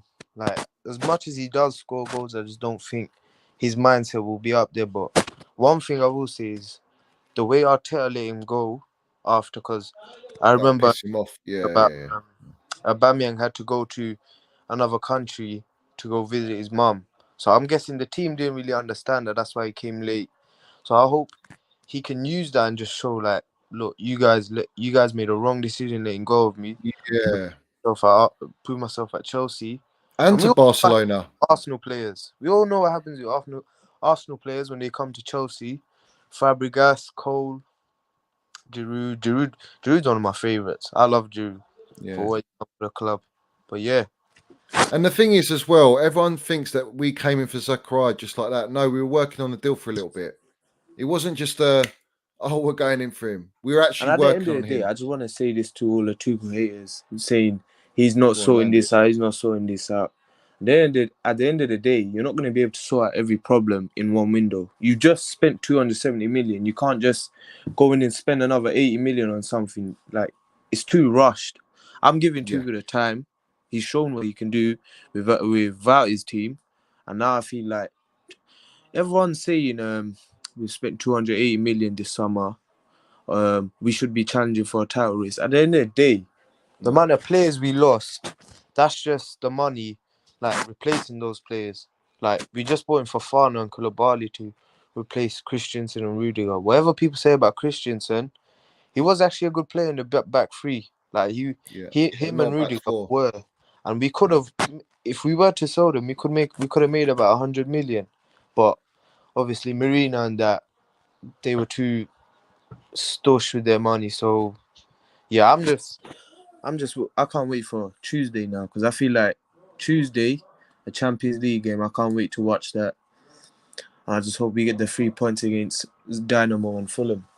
100%, Geezer, 100%. It's all about backing the gaffer, and let's have it right. He's building a 100%. team in his image, in a team that's not in his image, an inherited dysfunctional squad. He's won these trophies and got us top 4 and got us in 6 finals. So imagine when he does have his players, and let's have it right. His back line looks fucking tasty, man. It looks Exactly. like, do you know what I mean? You're building something special there. What people seem to forget was before we got Lukaku, I think I remember hearing something that Tuchel was actually fine with him just keeping the squad. As in, I don't think he want, like everyone knows he didn't want Lukaku. So that was just something forced upon him. So it just messed up his whole style of play. As in, yeah, it was good for like the first 5 games, but once that fraud got exposed by every other team, like, I don't know how to explain it. It's just anyone that's Tuchel out right now, don't come back on the parade when he's actually doing good. Because I'm gonna remember Rory. I'm gonna remember all of these haters. Yeah. Like Eunice, everyone. I'm gonna remember all of them. They're saying this sort of stuff about Tuchel and George Benson. What did tell me what Eunice and George Benson said? What did they say? I get being critical about a manager, but some I don't know how to explain it. It's like why would Tuchel want to play a player like Ziyech or Pulisic who's clearly disinterested?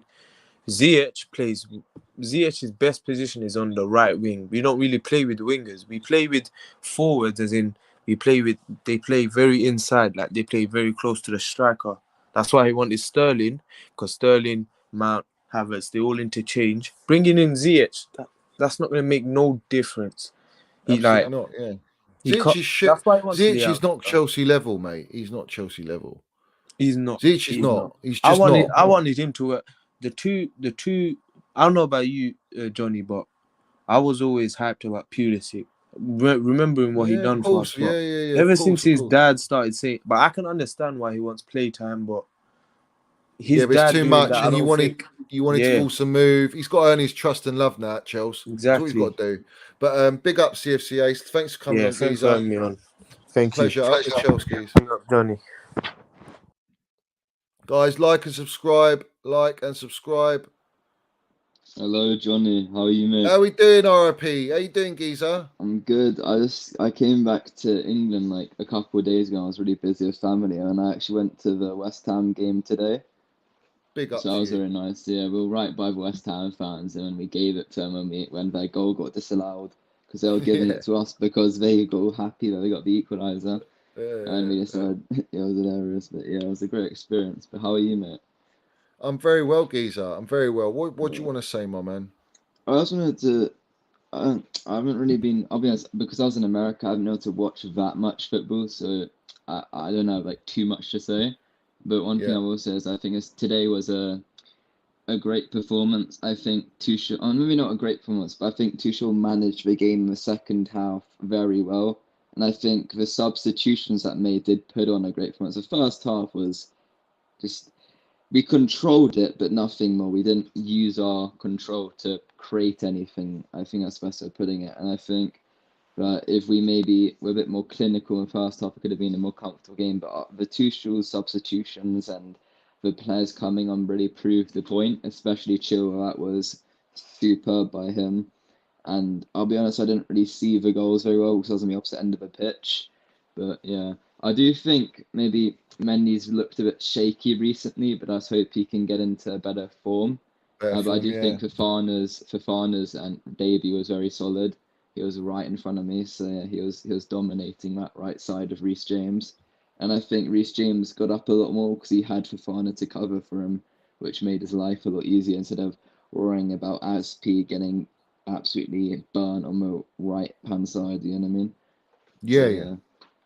No, it's good. Like, listen, there's a lot of toxicity going on around Tuchel, Tuchel outers and all these tossers. But apart from that, aside from that, this was a big win. 3 points on the board. Coming back from 1-0 down at home when we're not playing well, with a lot of things against us, pressures on us, the gaffer, a lot of agendas thrown about, and we pulled it out of the bag. And this was the most important thing, and we done that, and now we can build upon that. But it's annoying because I see people going like, but also I'm happy we won. But I made us go on a negative spiral. But no one appreciates being 1-0 down with like 20 minutes left, and then we bring it back to a 2-1 victory. I don't think people are appreciating that, and everyone wants to slate Tuchel, but they're the same people that were saying get Havertz and Mount off the pitch. I'll be honest, Mount had a pretty good game. Havertz proved them wrong. So but the thing that also I think proves them wrong is like they're going to now complaining away to Gallagher and Pulisic start. Well, then who do you want to be replacing Havertz and Mount? You know what I mean? So there's always a negative people, and then like. I think Jorginho. I hope Jorginho can play better when he plays alongside Zakaria. But I remember he got subbed on, and he was right in front of me, and he just lost the ball, and they nearly scored on the counter attack. And I think Mendy did a good save, if I'm not mistaken. Because like I think the thing with Jorginho is he's a good player, but I think because he's always the last midfielder, if he makes a mistake, he's a lot more likely to get slated for that mistake than any other midfielder because. No one really thinks a player they lose at the opposite half and they go counter and score. But if Jorginho loses it, it's in our own half and they can easily go score. And if they do, then it's all on him basically. So I think if we get someone like Zakaria who can Zakaria is not going to do anything fancy. He's just going to he's going to sit there and just clean up. So he's going to be playing like a centre back. You know what I mean? With that nice pass accuracy, nothing crazy. It means maybe Jorginho can be more free. And if he loses the ball, he's got 3 defenders and Zakaria. That I think what that does is that will allow you to go possibly into a back 4 within the game, and that frees up attacking options. So, it's a key signing. This is why I wanted Declan Rice, because Declan Rice is established. You know what I mean? But big up RIP. Thanks for coming on, Geezer. You should come on more, Come on more, I'll be on more now. I just had a holiday, that's all. So, the Love American times difference was a bit. Bad, Cool. Listen, big up to you. Lovely to see you back, and we'll see you in here again. All right, Geese? Yeah, for sure. Have a good one. Up the chills. Who's next? Ronnie. Hey. Hello. Are you able to hear me? Yeah, I can hear you. Mate. Oh. So no, today's game was, I think Chelsea deserved to win. No matter what the haters say, we were up there fighting, and we showed our fighting spirit today. So up the Chelsea. And what are your thoughts about Havertz, and why are people slanting Havertz? Because he won us the Champions League, he won us the Club World Cup, and the way he plays, he interconnects all our forwards, and he allows the players his movements are awesome. He allows other forwards, like let's say Sterling, Mount, to pass into and create passing lanes for them, so that he can create space for other players to come in, score goals, be it the wing backs, be it Mason Mount, be it Sterling. And literally that's what happened in our last game also, right? When I think there were 2-3 times in the game against Southampton when Havertz gave a back pass to Mount, and then Mount passed it to Sterling, and then Sterling scored. So don't understand the agenda for Mount and Havertz, because when they are the key players for our team, why are people coming at them? Because they're trying to be right about something that they're wrong about. They've been wrong about Mason Mount for a long time, and they don't like that they're wrong because they made their judgment on Mason Mount. When it comes to Kai Havertz, they want, he's not delivered, he's not done enough, he's not been consistent enough for the last 3 years, considering everything the kid's gone through, the fact that we brought in Lukaku, which hindered his development and consistency, all the factors going on around the club. It's difficult for a young German player to come into this league and automatically hit the ground running. He's not a striker. He's a false 9, number 10 player, right? He's a fluid player. He's a player that has a license to roam. That's how we won the Champions League. We played with him as a false 9, Mason Mount, and Timo Werner. This is the structure. This is how Tuchel gets the best out of players that he's got, i.e. Jorginho's, Kovacic, Kante. He wants to get the best out of the players he got because they're quality players, and the system benefits, say, 70% of the team. Doesn't necessarily mean it benefits Mason Mount. Doesn't necessarily mean it benefits Kai Havertz, but because they're that good, especially Mason Mount, he's so versatile and he can adapt that he's proven it, G&A, that he's the best in the attack, when in reality, he's a midfielder playing in attack. When you look at Kai Havertz, he gets a different kind of criticism because he's a false nine. But for me, at the end of the day, I think Kai's got so much talent. He's already overachieved at what he's delivered at our football club. And it's like, you have to back it up now. And I think all the fans are coming on him at this season, but they come too early. You got to give it at least 15, 20 games for me in this season to make your mind on Kai Havertz, because a 2-3 game sample and all the shit that happened last year is not enough. It's just not enough. No, true. And I think they're too harsh, mate. They're too harsh. True. And if you watched Kai playing in the Euros, and I'm pretty sure in this World Cup, which is coming also, he's going to be a very key player for Germany. So Hansi Flick trusts him, Tuchel trusts him, and I mean, what more proof do people need? And also, one of the observations which I have had, I have been following Chelsea since Roman took over, and it's been some time. But this season, especially, all our big platforms, be it Yunus, MH, most of Miz, all of these platforms, they came out with this agenda of Tuchel, and they were always gunning for Tuchel out since Boli took over. And they're so it's pretty clear there's some sort of an agenda, and probably I don't know why it has started, and this is spread across, and this is a pattern which is continuing. What is going to happen now? We are going to win under Tuchel. Number of matches, maybe some trophies also. I'm pretty sure we are going to go deep in the Champions League. They're going to find all the negatives when we lose, because now our team is disjointed because of a lot of new players coming in. Correct. And everyone who has watched football knows that happens. You have to bet the team in. The patterns of play will emerge. And Tuchel uses something that he calls as guided learning. I don't know if you heard about it. So it's like the pattern emerges, as the players get to know each other. So with Kai and Mount, they are now gelling with Sterling also, because Sterling is a very different player compared to a Werner or a Lukaku, who they played earlier. So it will take time for them to gel. And in the meantime, if we keep winning, that's what the gaffer is doing also. Exactly. He's trying to force in form. He's trying to force in chemistry, and he's not worried about the defense now. He's trying to get the best out of the attack, because the attack, let's have it right, apart from Mason Mount, Kai Havertz in moments, no one has been good. No one. It's all been inconsistent. It's all been poor, but yet they want to drop Kai Havertz. They want to drop Mason Mount, which is pure agenda. And all these guys you mentioned, all the platforms, I know all about them. I know how they speak about Thomas Tuchel on the agenda, and they do it very, how can I say? It's almost like subconsciously they're doing it, but they make it sound like it's not an agenda. But you can see through it, and I get it. I know what you're saying. But listen, Ronnie, I've got loads of people behind. Big up to you for coming on. Thank you for supporting the channel. Thanks for coming on. Platform. Take care. Thank you, my man. Bye-bye. Right, so we've got Bobby. I'm going to bring Chelsea old boys as well. Bear with me, guys. 1 second, guys. RK says, people forgot Tuchel is the only manager in the league who knows about 5 subs. He won the league in Paris with this.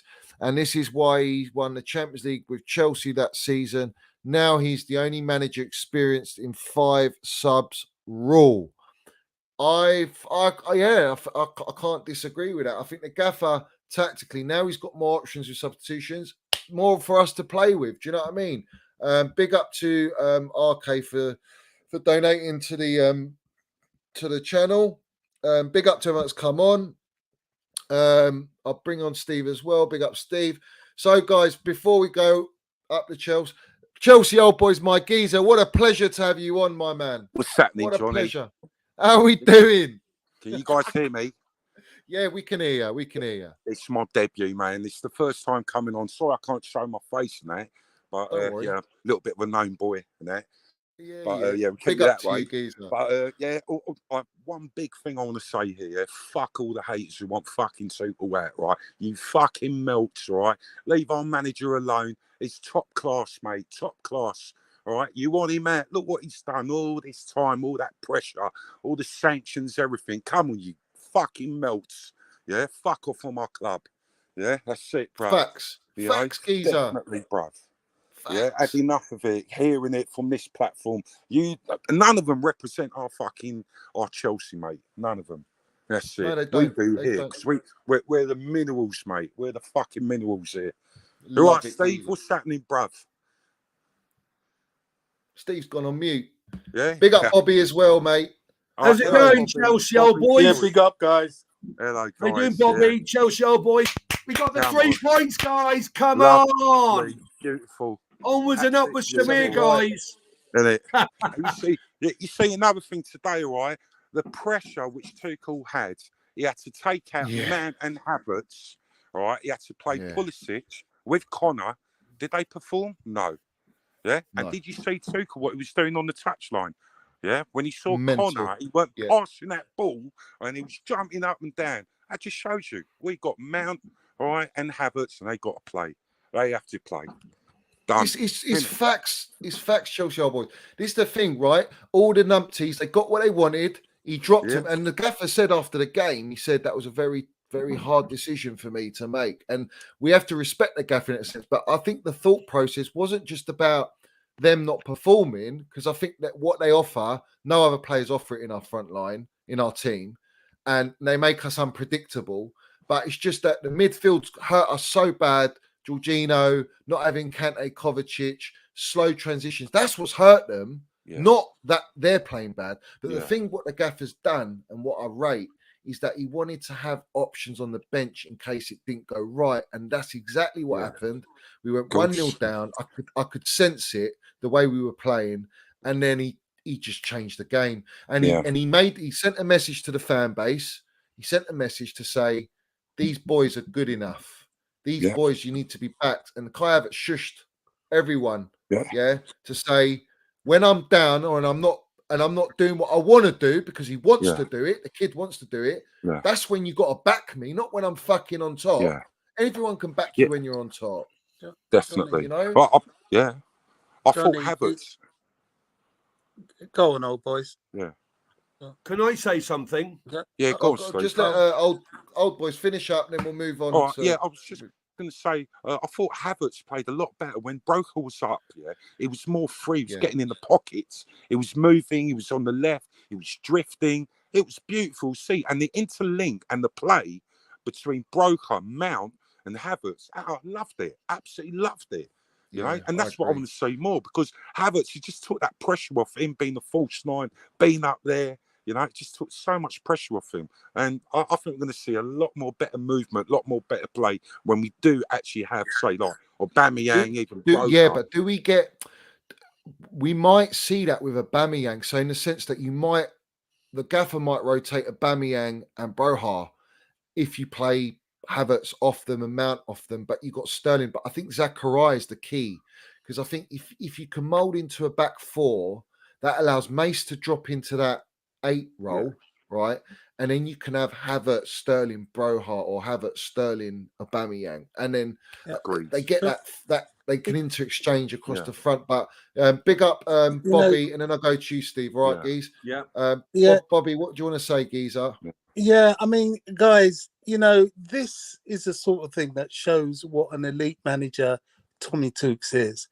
Look, he had to sort of do what he did today.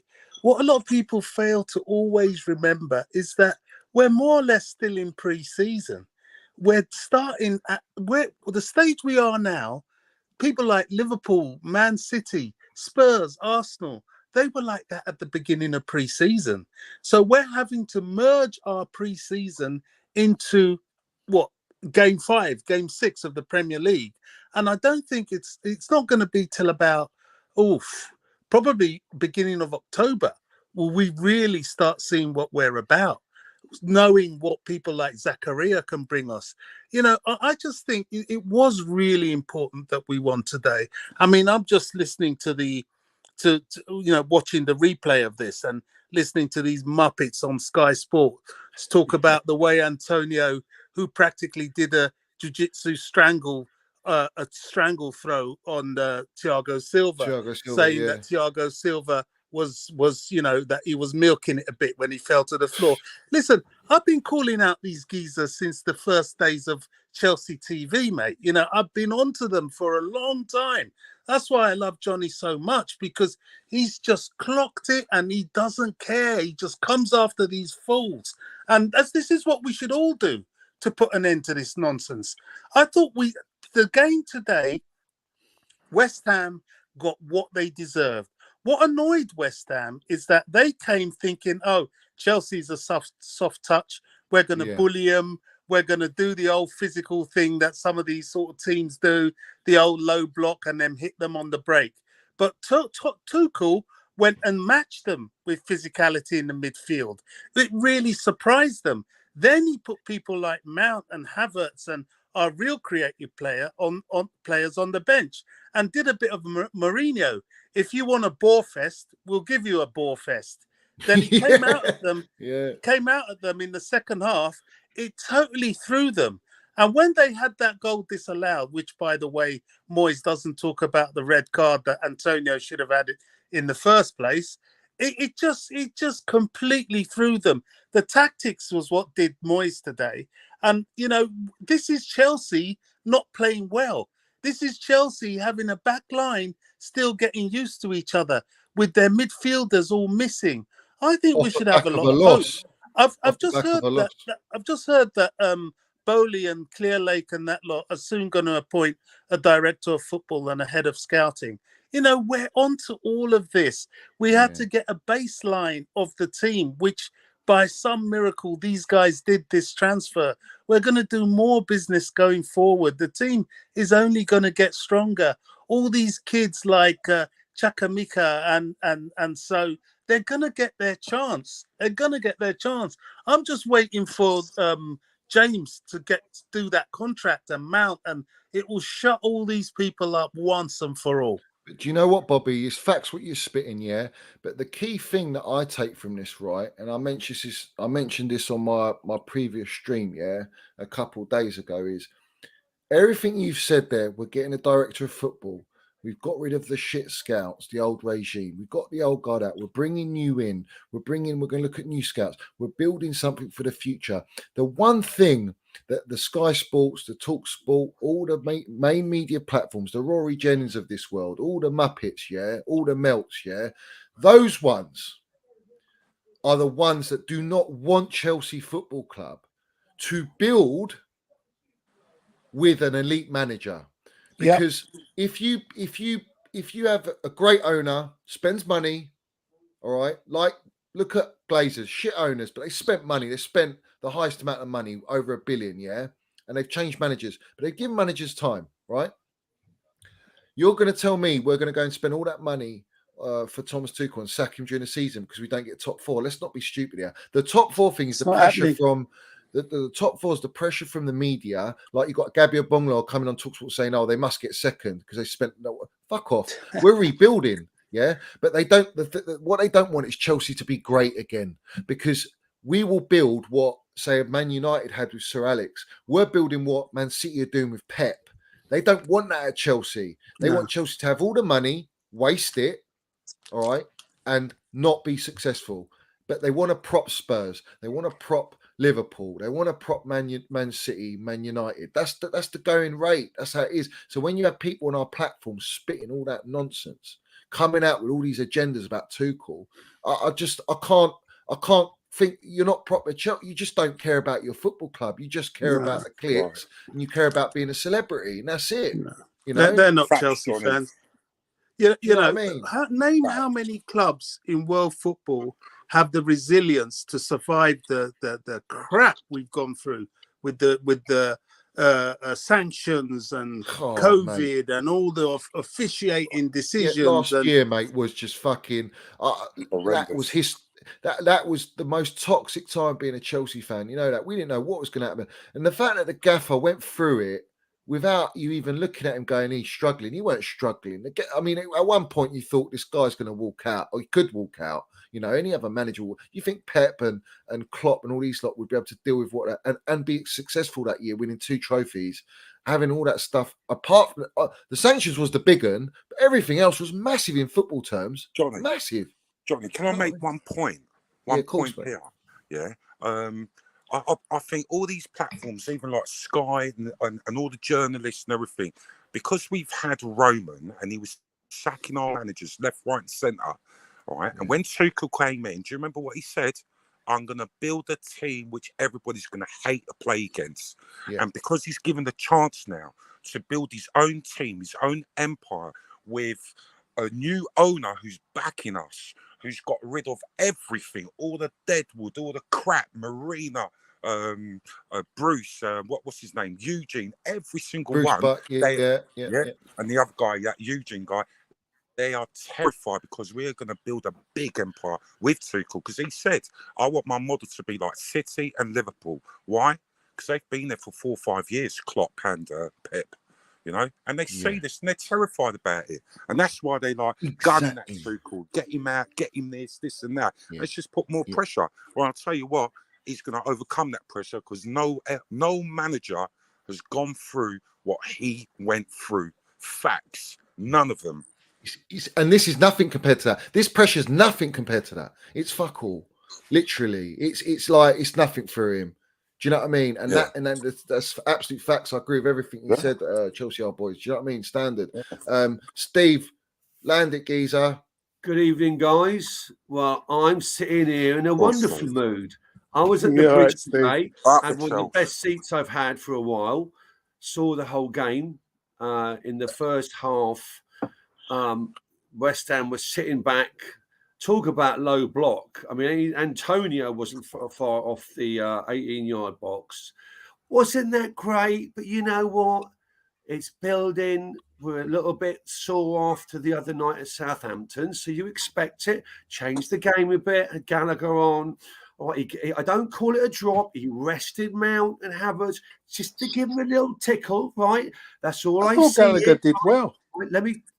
And second half, when them boys came on, I don't think there's anything wrong with it. It's a team game. Give them a rest for half an hour, 45 minutes. No big deal. They came on. Havertz scored his first goal. Mount was running around, played really well. And I don't give a monkeys. We got the 3 points. Yeah. We was fantastic. Enjoyed the day. Unbelievable, right? As regards to this, the media talking about the VR and the goal. Yes, you're right, Bobby. Antonio should have been sent off. Dragged him virtually to the ground with a headlock, right? And VAR, they're moaning about the Chelsea Football Club getting a result. Hallelujah, we got one. Look what happened against the Spurs 2 times and on and on and on. How many offsides by a fucking toe? We lost the FA Cup against Leicester by a toe. We lost the FA Cup, one of the cups against Liverpool by a toe. We got one back. Great. Thank you very much. But nothing was as worse, Steve, as the Spurs one. I'm sorry. The Spurs one. Where's the same agenda for that? Yeah.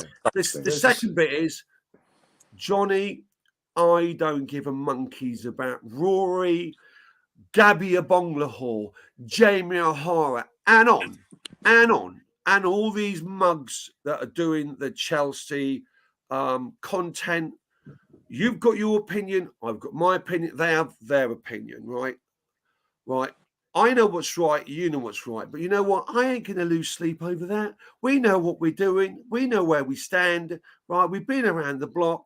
They have their agenda, right? As far as I'm concerned, I'm sitting here tonight really happy. This is the most calm, as you know me before I get on one. Yeah, of course. Really calm, and you know what?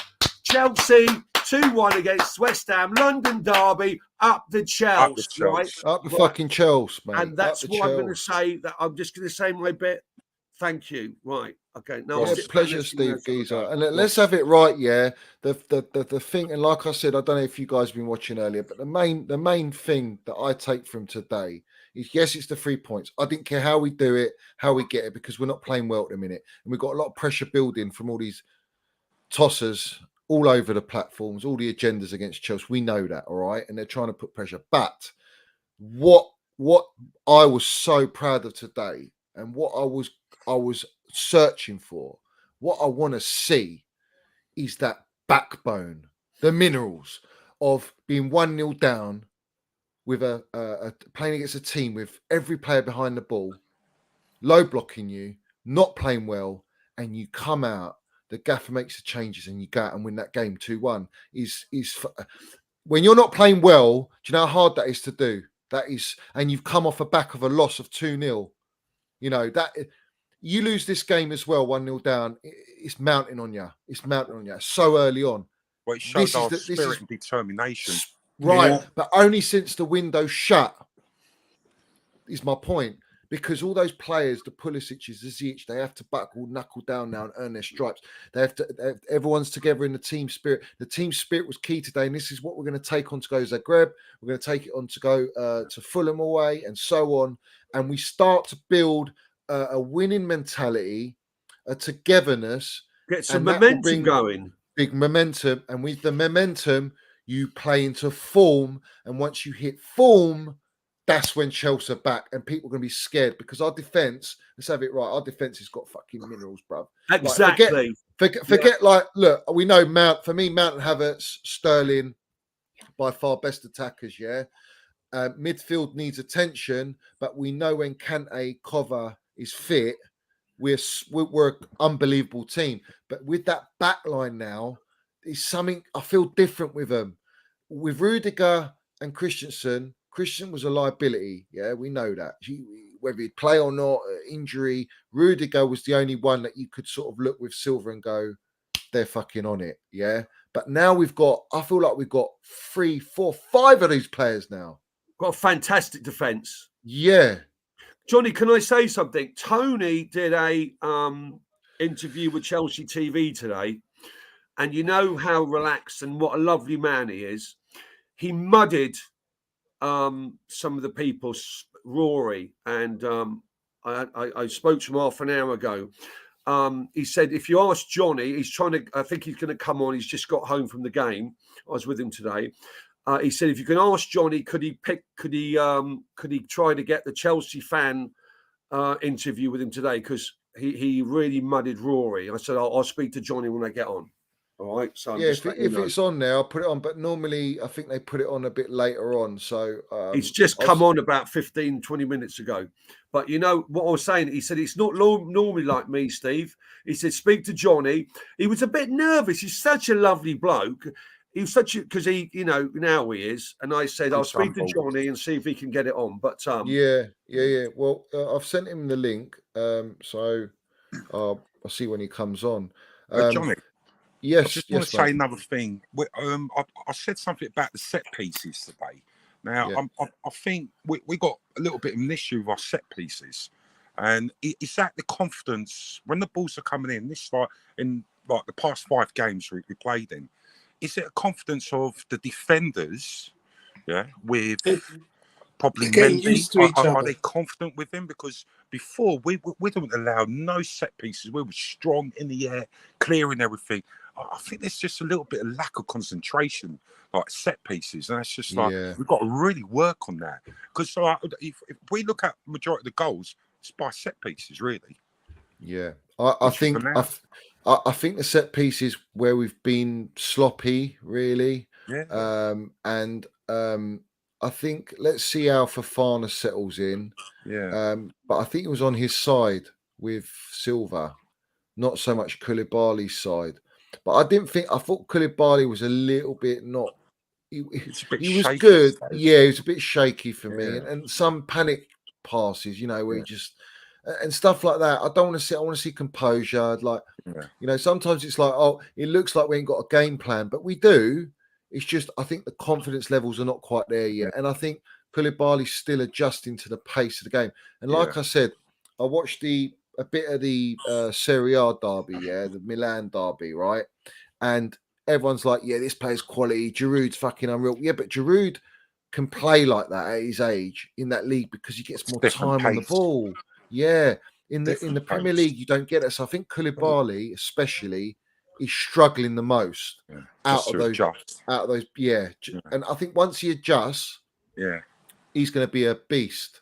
He'll be a monster there. Because we've seen Thiago Silva, like how he's adjusted. He's just world class, isn't he? It's just a world beater. Yeah, he's World just beater. unreal, mate. He's unreal. Wonderful player. Everywhere. I mean, he even takes control of midfield as well. Just incredible when he pushes up. Yeah. He did in the Southampton game. I don't know if you noticed. He was almost like playing a DM role. He was going that far forward. He was trying to make things happen, kick it on, and that's the problem. Big up, Tony. How we doing, geezer? Big up, Tony. Yeah, home. Go on, Tony. Home, sweet home. I've been from my home to my other home. What a day. What a day, eh? Good Great day result. today, Tone. And with them 3 points make it special, mate. It's quality. Yeah, Johnny, if you haven't Before we go, watch. guys, before we go, I will watch it. One sec. I'm just going to read this out and then we can roll on, geez. All right. RK, big up to you. Kai Havertz will win the Ballon d'Or in 2025. He's eight's a talent, better than Salah or De Bruyne. He will compete with Mbappe. CFC should never lose Havertz. Listen, I think it's generational talent, me. I've always said it. But big up to you. Thanks for your donation, geezer. Big up to you. We've got some real minerals on this platform today. We've got, listen, it's a debut for Chelsea old boys. What a geezer. Proper Chelsea. Let's have it right. Calls it out, mate. Tony's on here. We've got Bobby. I love Bobby. All my members, in fact, funny enough. Big up to all you guys supporting the channel. But yeah, Tone, roll on, geezer. I'm listening. I'm just going to nip off, yeah? No, it's literally gone up about 45 minutes, an hour ago. I didn't think they put it up, Johnny, to tell you the truth, because I went on the old fan cams and checked the CFC Fans TV after the game, and I just went in on all the haters, and in particular Mr. Jennings, and I just said it straight, really. You said the facts, mate, Tony. Yeah. You know, Tony, you're just a pure Chelsea fan, number one, pure person. No, you got no agenda. Man. So if you're going to do what you've done, people got to understand, and I'm letting everyone know that's listening, Bobby and Chelsea old boys, this guy is as sweet as a nut, right? And he landed it today. We were on the Chelsea fan thing when we were down at the bridge. And Tony was worried. I said, Tony, you said it as it is, you know. No, I'll tell you what it was. It weren't so much I was worried, right? Because because obviously I know Sammy very well, right? And I said, Sammy, if it's too much, take it out, right? But you know, it was one of them. It opened up, and I just fucking filled it. And Alex went, fair enough. And Alex rang me afterwards. He went, Tone, I'm leaving it all in. It's unedited. We've done fuck all. And I went, okay, cool. I said, well, I'm not taking nothing back because I'm just saying it as it is. And I how you feel. Well, exactly. And you speak looking for at all the of comments, us, actually, Tone, and we respect that thanks, as well. Man. Because thanks, they need to know they can't rubbish our manager and our club like that. Well, we've had enough. Enough. It's not well, right. Chelsea old boys, Chelsea, let me tell you something. We've been around the block. We're not 20, 25, 30, 35. Oh. We've been around the block a long time, yeah? And Rory Jennings got to realise we go back a long way with Chelsea Football Club. And you know what? To rubbish and to be to do what he's done so quickly, I left him a tweet saying, where's your loyalty? Do you know what loyalty is? Just regardless of Chelsea Football Club, in life, you know, whether it's a friend, your wife, a girlfriend, loyalty is there. When you get married, they say sickness and in health. And you don't drop somebody because you lose a few games. So that says it all there, and that's what Tony said. I said to Rory in a tweet, you know what, mate? It's embarrassing. You know, he threw Tuchel under the bus so quickly, and we all know we haven't played that well. But what have we been through as a club? I don't think a club's ever been sanctioned over a war. No club ever. Like like we've been through. And we I succeeded. think it's just look, if it got to 10, 15 games, I would start questioning it. I wouldn't throw him under the bus, but I'd question it. But just 4 or 5 games, I think it's disgusting, in my opinion. I think the man's got a year in the bank, regardless of whatever he does. Yes. Because you know, you have to look at everything that we've gone through. No other football club has ever gone through that, by the way. No. In the way it has. No one. Look, the hate is incredulous, and the one thing you don't need is our own supporters adding to that factor. No. And I just said it basically. I just said, listen, you might think you speak for us, but you don't, and you ain't the voice of Chelsea supporters. Again, you might. And I said, you have a responsibility with a large following, and now that you've gone on to mainstream, you have a major responsibility to Chelsea. I said, and basically, what you're doing really is pouring scorn on the club that you profess to love. And by the way, what really annoys me about a lot of these people, they all go on about the working class, don't they? The working class game. These aren't working class people. If you knew what it was really like back in the day at Stamford Bridge, seriously, you'd go in the toilet, you'd have a piss, and it'd be overflowing, it'd be all on your fucking shoes. You had the fucking speaker that would fucking go, you know, when the bass, you know, when it couldn't even cope with the bass because it was blown and the speakers were blown. There was moss fucking growing on the terrace. I want to say this, guys, yeah? I want to say this, yeah? Because I've been listening to what you're saying, all right? Let's have it fucking right, yeah? That Rory Jennings is the face of the campaign against Chelsea. That's the first thing. The second thing is, right, Thomas Tuchel isn't just an elite gaffer, all right? He's earned his stripes. He's won the love, respect, and trust of every single proper Chelsea fan, yeah? That's the second thing. But the third thing is, what everyone forgets, we went through a historical moment in football last year, and Thomas Tuchel is part of that history. You cannot take that away from that manager. That manager, what he dealt through and what he did is second to none. Was not last year, it was a few months ago, mate. Well, you know what I mean, like last season. I mean, I get what you mean. Last season, So what he's gone through is part of the history, and not only that, he's inherited a dysfunctional squad. All right, a squad of players from all different parts of the world. Yeah, different profile players, different system players, and he has come in on his first game against Wolves. He flew in and he knew what team he was going to pick.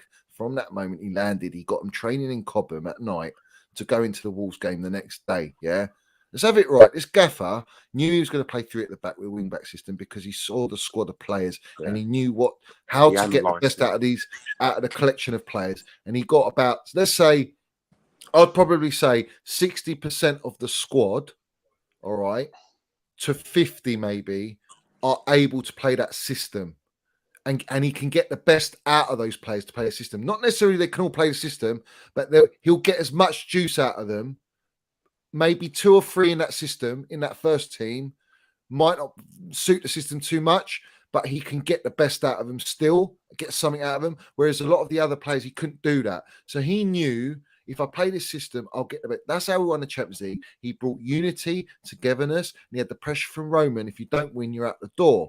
Now, when Lukaku came in, that was not a Thomas Tuchel signing. So many of these Muppets on the platform pushed that Lukaku was a Thomas Tuchel signing. And I know for a fact, whether you believe me or not, all right, but I know for a fact it was a Roman, Marina, and Roman's son signing. It was not a Thomas Tuchel signing. He had to say yes. He was a yes man in this job. Under Roman, every manager is a yes man. You're a coach. We give you the players. You make it work. If you don't make it work, you're out the fucking door. And that's how it was at Roman. Now, the fans that are in that era, not us fans, because we were pre-Roman, you lot definitely, and I was as well. Yeah, more 90s for me. All right. So that era, everyone is used to. They're used to the immediacy. They're used to winning. They're used to the hire and fire mentality. And it's instilled in all these young fans. And that's the generation on social media pushing it. What the media focus on isn't the nose, it's social media. Social media is the biggest platform that the mainstream media cling on to. So when you get Rory Jennings, Ninis and all these fucking guys, yeah, all these big platforms and on Twitter, on social media, and they push this narrative, this negativity, this toxicity, this doubt, criticism, whatever you want to call it. It's at the end of the day, it's an underlying agenda that suits the mainstream narrative and the campaign against Chelsea, because we have been hated way since Kim Bates and all that, yeah, with Rupert Murdoch. Rupert Murdoch is the media, correct, Tony? You can back me on that. So this is all a knock-on effect. Then Roman comes in, who they all hate Roman because they can't control him. He's got everyone in his pockets. He's the daddy. He does what he wants, spends what he wants. They can't do nothing. They stopped him getting in the country, and it all started from the war in Ukraine. That was the moment they could go, right, we can cut ties with this guy and get him out of Chelsea, and then we're going to dictate who comes into Chelsea. Thomas Tuchel was part of that. Thomas Tuchel had relations with Bowley and all the so-called future prospects of taking over the ownership, the new ownership, the regime, and it was Bowley. And now he has a connection with Bowley. He's gone through that. Then Bowley gets the club, and now these lot are pushing this agenda and putting unnecessary pressure on a manager that has gone through all of this. Is unacceptable. It's unacceptable, because this is something that we as fans hate and we're against, because we know we're hated. We know that Chelsea, everyone wants Chelsea to fail. Everyone has to fail under Roman. But what goes with Roman is winning and trophies, and that goes hand in hand with Roman, hating Roman. So they hate us even more because we're successful. And all these other clubs, that's what happens. Hate So us, now, well, we are so hated. Honestly, we are. And you know, these people, what they've got to realise, and these are people with huge, you know, Chelsea followings and all that. They have a massive responsibility, because whatever they say, as you say, will be, you know, used as part and parcel of creating the fucking agenda that they want. And if it's negative, then they're going to love it. But the thing is, what really annoys me, right, it was a calculated move. It wasn't just one of those off-the-cuff fucking situations. It was a very calculated move, you know. I'm going to be the first person to put it out there. Yeah, he did, yeah. And I actually think he put it out there after you mugged him. You know what, though? Can I just say something, right? Let's please put Johnny as well, put this to bed. He's a mug. If you talk about someone, you give them credibility. Just fucking forget about the little dickhead, please. You can't, mate, Steve. Anymore. It's no, Steve, you can't do that, and I'll tell you why you can't do that. What, you're going to mud him every day? What? And what are you going to get off on that? It's not getting off on it. What are we going to do? It's making a stand. Talking about Rory Jennings, a little prick from fucking South or West London. No, but it's beyond that, Steve. It's beyond that, because you say he's little. Tell me, please. You say he's little, but he's got a voice on national radio. So what are you going to do? What, you're going to carry on talking about him every day and think it's going to? Do you know what happened when you went in on him? He doubled down on the Tuchel thing, right? He doubled down on it, and he went on and on, right? And you know what? We know about the gaffer. Well, that makes it worse, doesn't it? It's just like, me personally, after a week or two, all this, I'll be honest with you, Johnny, I'm like, really, I don't want to fucking see it anymore, because the guy's a prick. Anyone that's got half a brain knows he's got an agenda, right? It's just going to make it worse, right? There's a few more. I'm not even going to mention their names because it brings credibility to them, right? It's just in life. Forget about football, in life. If you get someone gets in your head and you keep going on and on, they've got you. Weigh him off. We got the 3 points today.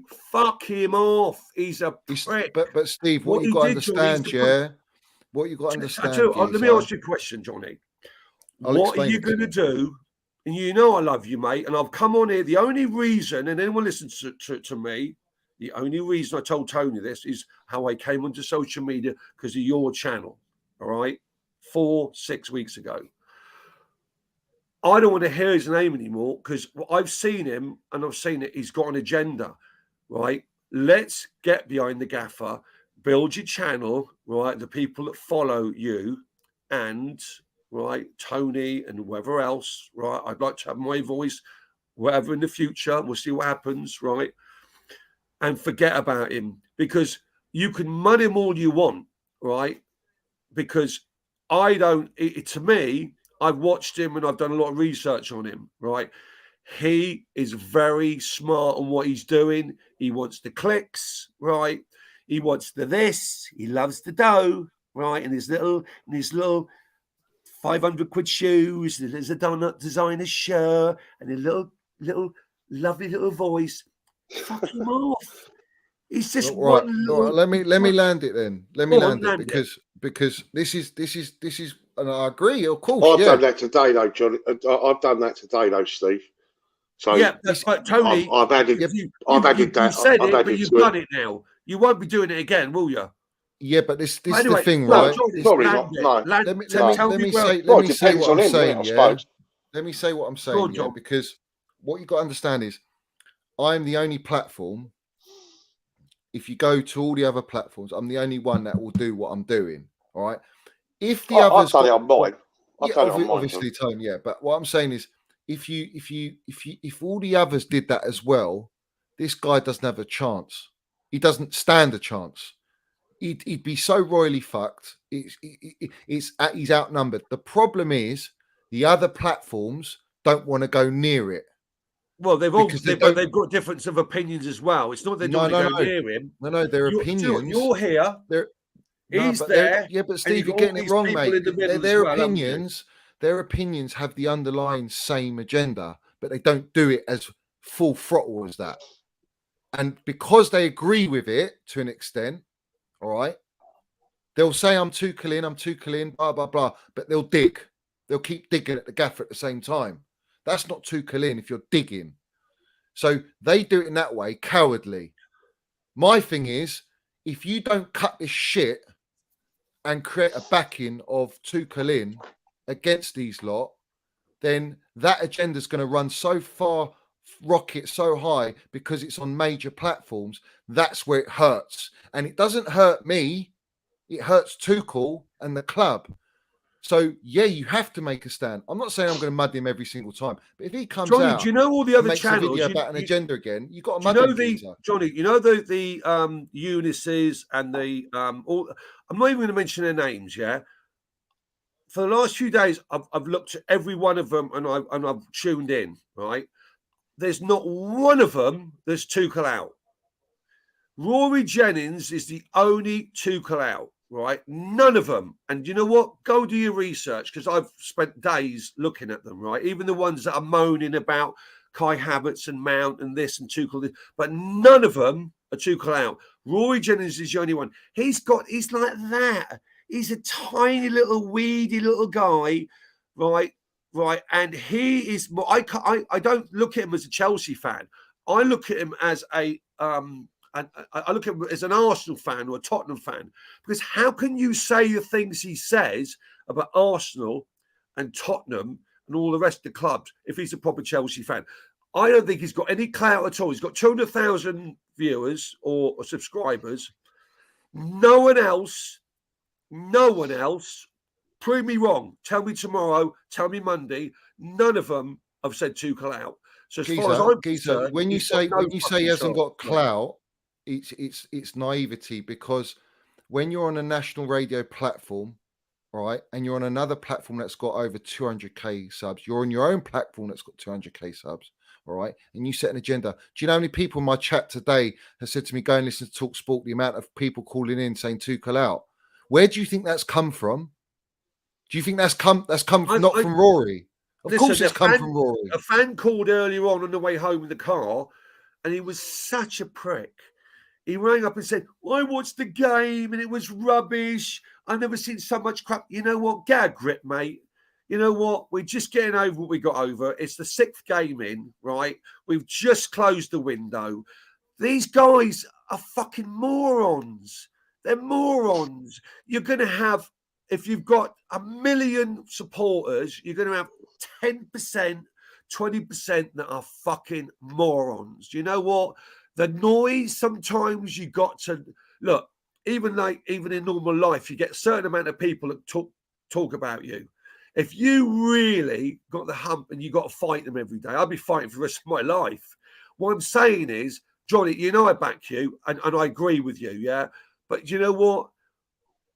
Rory Jennings, if there was 50% of them, 70% of them, we'd have to really gear up and have a fight. Yeah, but this is the point. It's gonna no.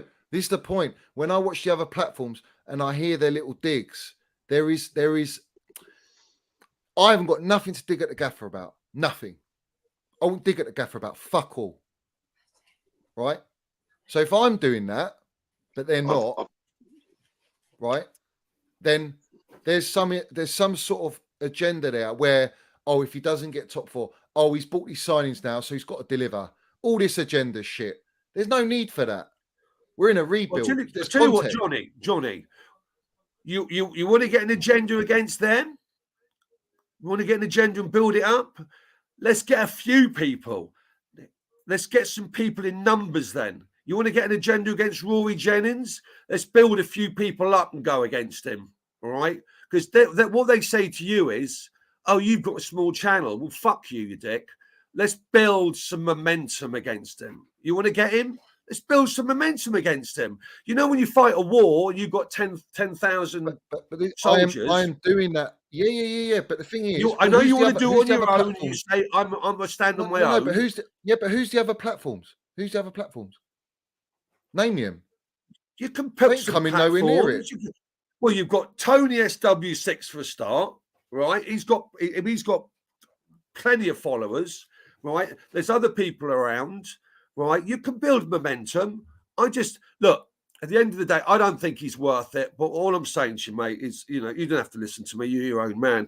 I just think if you want to go after that guy, what he's doing, I think go after him with numbers, all right? Because otherwise people will say, yeah, that Johnny Minerals, doesn't know what he's talking about, But there's other people that support you, mate. It's up to you to find out who they are. I see what I see on social media. You've got friends, mate. At the end of the day, it's up to you if you want to do it on your own. But I agree with you, right? He's out of order, right? And at the end of the day, let's bring it back to a positivity.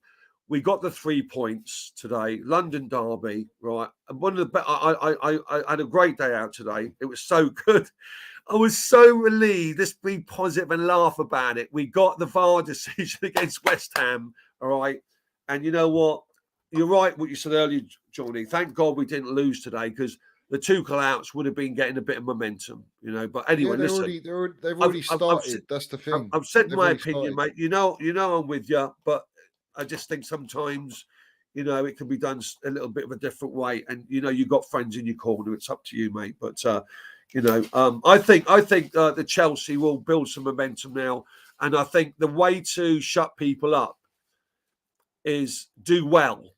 Even in life, when you get slagged off or people doubt you, you do well.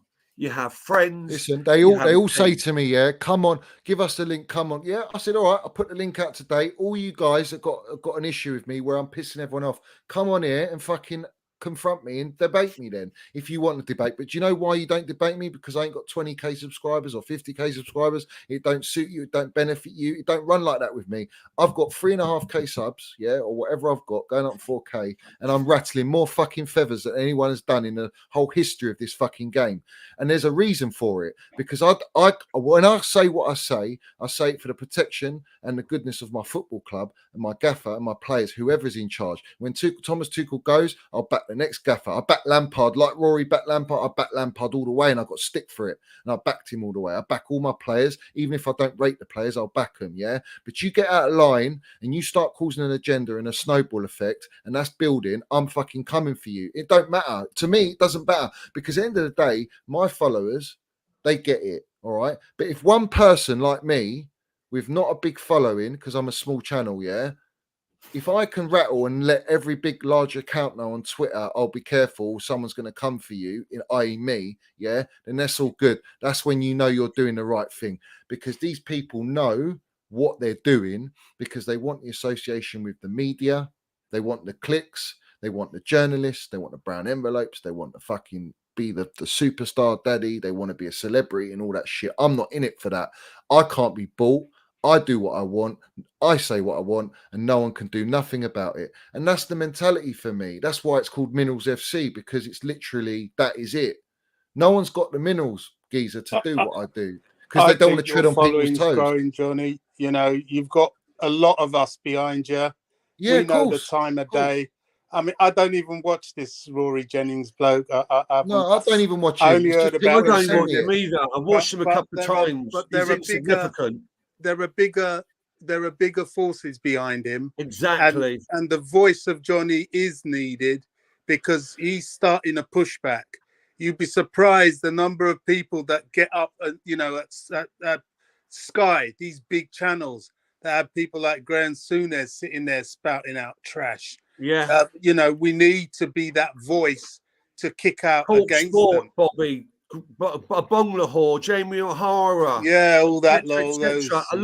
A lot more bigger profile than Rory Jennings. And the message just came up, bang on.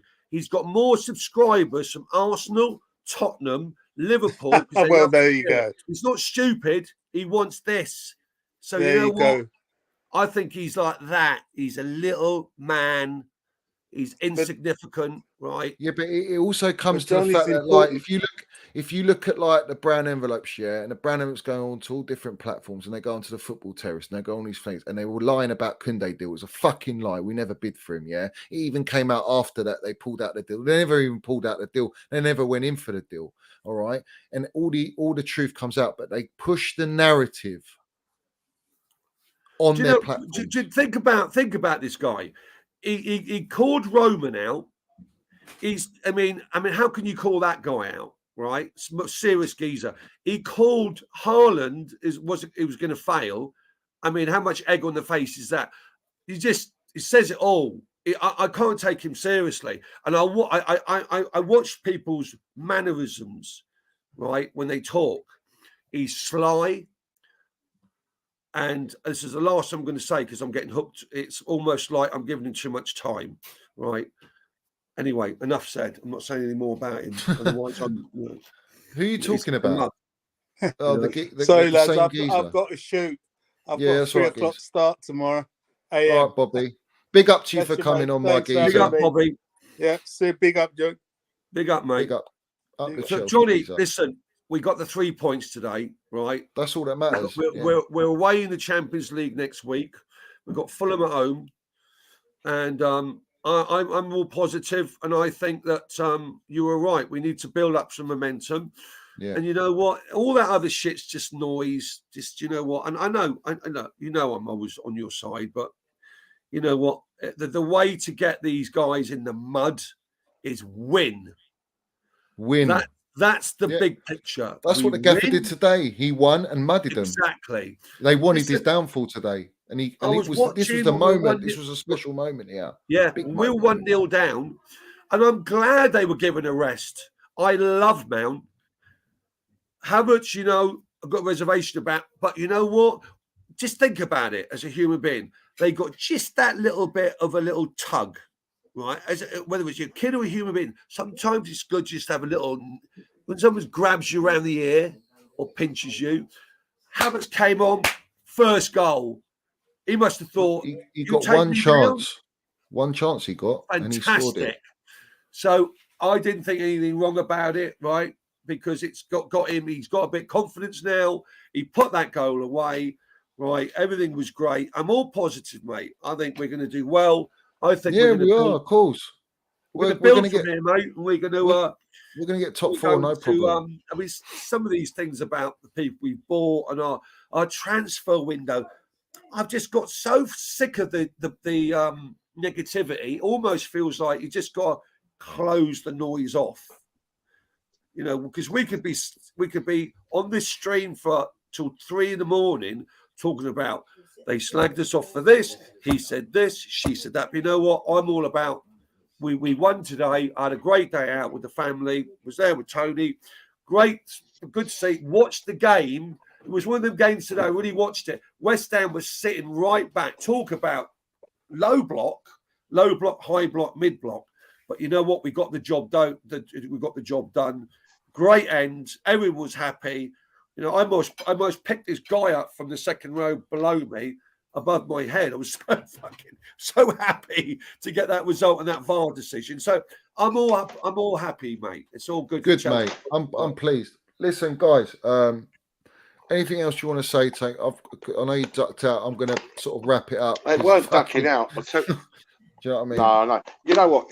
I weren't ducking out. I'll tell you what it was. Fucking like my connection. My back. No, yeah. What my kids, right? These fucking things on charge, mate. Fucking. Some nice motors there, Tone. Yeah, cheers, mate. Lambo. Nice motors there. Yeah, bit of Lambo. Tell you what. Yeah. See, plenty got of these there. SW6, mate. You know what I mean?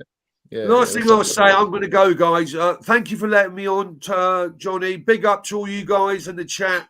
Like and subscribe. Let's build the channel up. We're all together here, and we got the 3 points. I'm going to look at I'm going to watch Match of the Day soon. Yeah, same. I'm all happy because we're not disappointed. Come on, you Blues. Yes. Today, looking forward to the away game on Tuesday night. And looking forward to Fulham away next week. Up the Chels, up the Johnny Minerals, up the Tony, and I will see you guys later in the program. See you soon. Right. Up the Chels. Pick up, geez. Up the Chelsea. Up Tone. Love that. What I miss? That. Anything? Do you know what I mean? Let's have it right. I miss anything. We just landed it, bruv. I just said to him, listen, fucking got to land it, bruv. I can't hold back. I'm never holding back me. Well, I will never hold back. I don't want to talk about him. He's got a point, I guess, and it's true. I mean, but get out of line. Get out of line. It's all dependent on where he goes with it all. And I'm a strong believer in united, we stand, divided, we fall. And we know what divisions do. It creates problems. And, I said what I said today because I felt it was needed to be said. Oh, we'll check it out, Tone. I'll check it out once it's up. Yeah, well, I mean, I don't get me wrong. I'd rather fucking talk about the football. Yeah. Hey, listen, I thought it was great. It was great also, right, to see a strong bench, wasn't it? I mean, even that's why he did it though. That's why. Yeah, to change things later on in the game. He knew that it was going to be a tight game. They're going to sit back and it's going to be a hard low block, and he wanted to bring on the creativity second half with options on the bench, because if it went the other way round and you still can't break it down, what's he got? Ziyech, Pulisic, fucking what?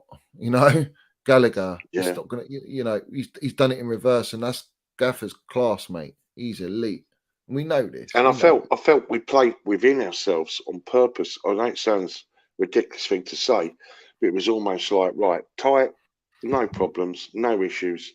Let's keep it nice, knock it about, do what we, see if we can build something up. A couple of times we got, behind the lines, but they were, as I say, it was a very, very low block from West Ham. A couple of things that need to be mentioned. This is not any disrespect meant towards Cucurella, but he needs to practice his corners because we don't. And in fact, this goes with all our corners. We seem to have a lot of corners, don't we, Johnny? We never really seem to do anything with them, let alone beat the first man. So that's something we have to sort out.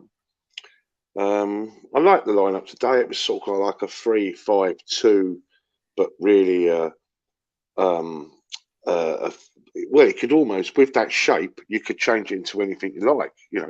Without the ball, you could even become, just leaving the one up top. Obviously, with the wing backs and that, you can even have it where you got four. With the two wing backs bombing on. Like, it was just, I just think it was great. Chilwell, great. Havertz to be on the score sheet. Lots of positives. Good debut, wasn't it, by Fofana? I thought it was pretty solid. And we've got a lot of players like, obviously, N'Golo Kante. We've got Aubameyang. We're going to have a very strong bench, aren't we? Do you know what I mean? Of course, mate. And it all starts from this moment onwards, doesn't it? It's all about... Yeah. And that result today, it's all psychological, isn't it, life? That today is a real tonic, you know, it's a real, do you know what? It's the mentality that to show we can come back from being behind. That's what it proved today, because under the pressure as well, and not playing well, and playing against a defensive team with all the pressure, this is a massive they've jumped the hurdle here, they got over it, and they passed the test to now. This is where our season starts, because today for me this was the game of our season starting. We're delayed, we're not ready, 100%. and we've passed the test now, which sets us up now to go in with unity. We've won, guys, we can do it, we're together now, and now we kick on, and I'm excited. But Tone, I'm going to wrap it up, geez, because it's no problem, almost buddy. 3 hours. All right, geez. Thanks, and when I'm on, you're more than welcome as always, geez. All right, thank you very much. Chelsea.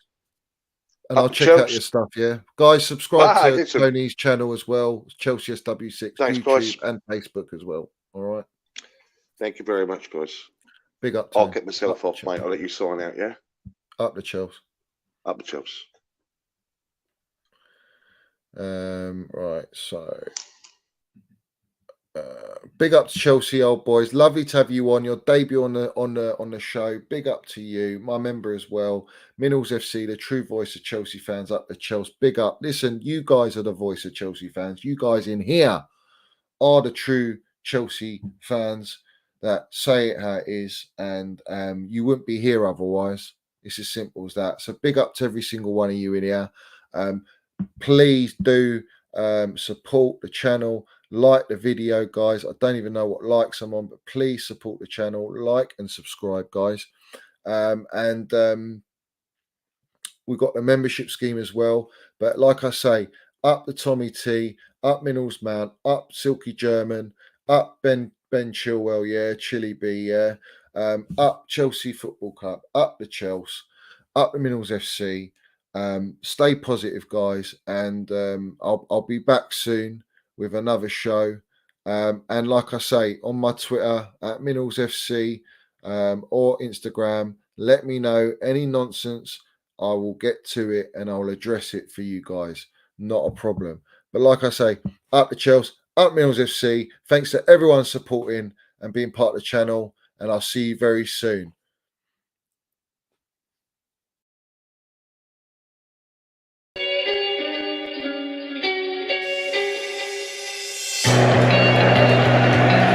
Right, Pride of London. London is blue. Let's have it right. Up the Chelsea, up the Minnals FC. Let's go.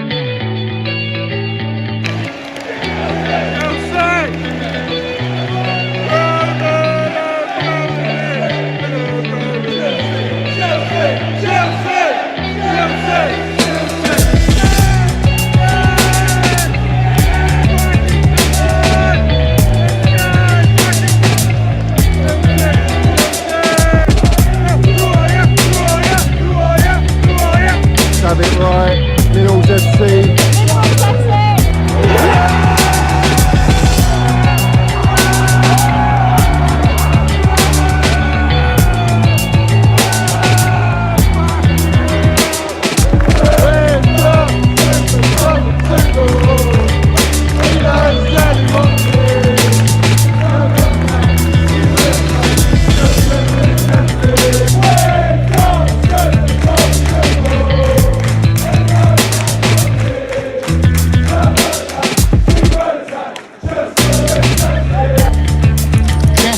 You got the Minnals, yeah?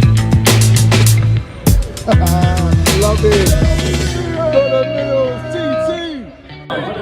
TT. Oi, Johnny's got the fucking minerals, mate.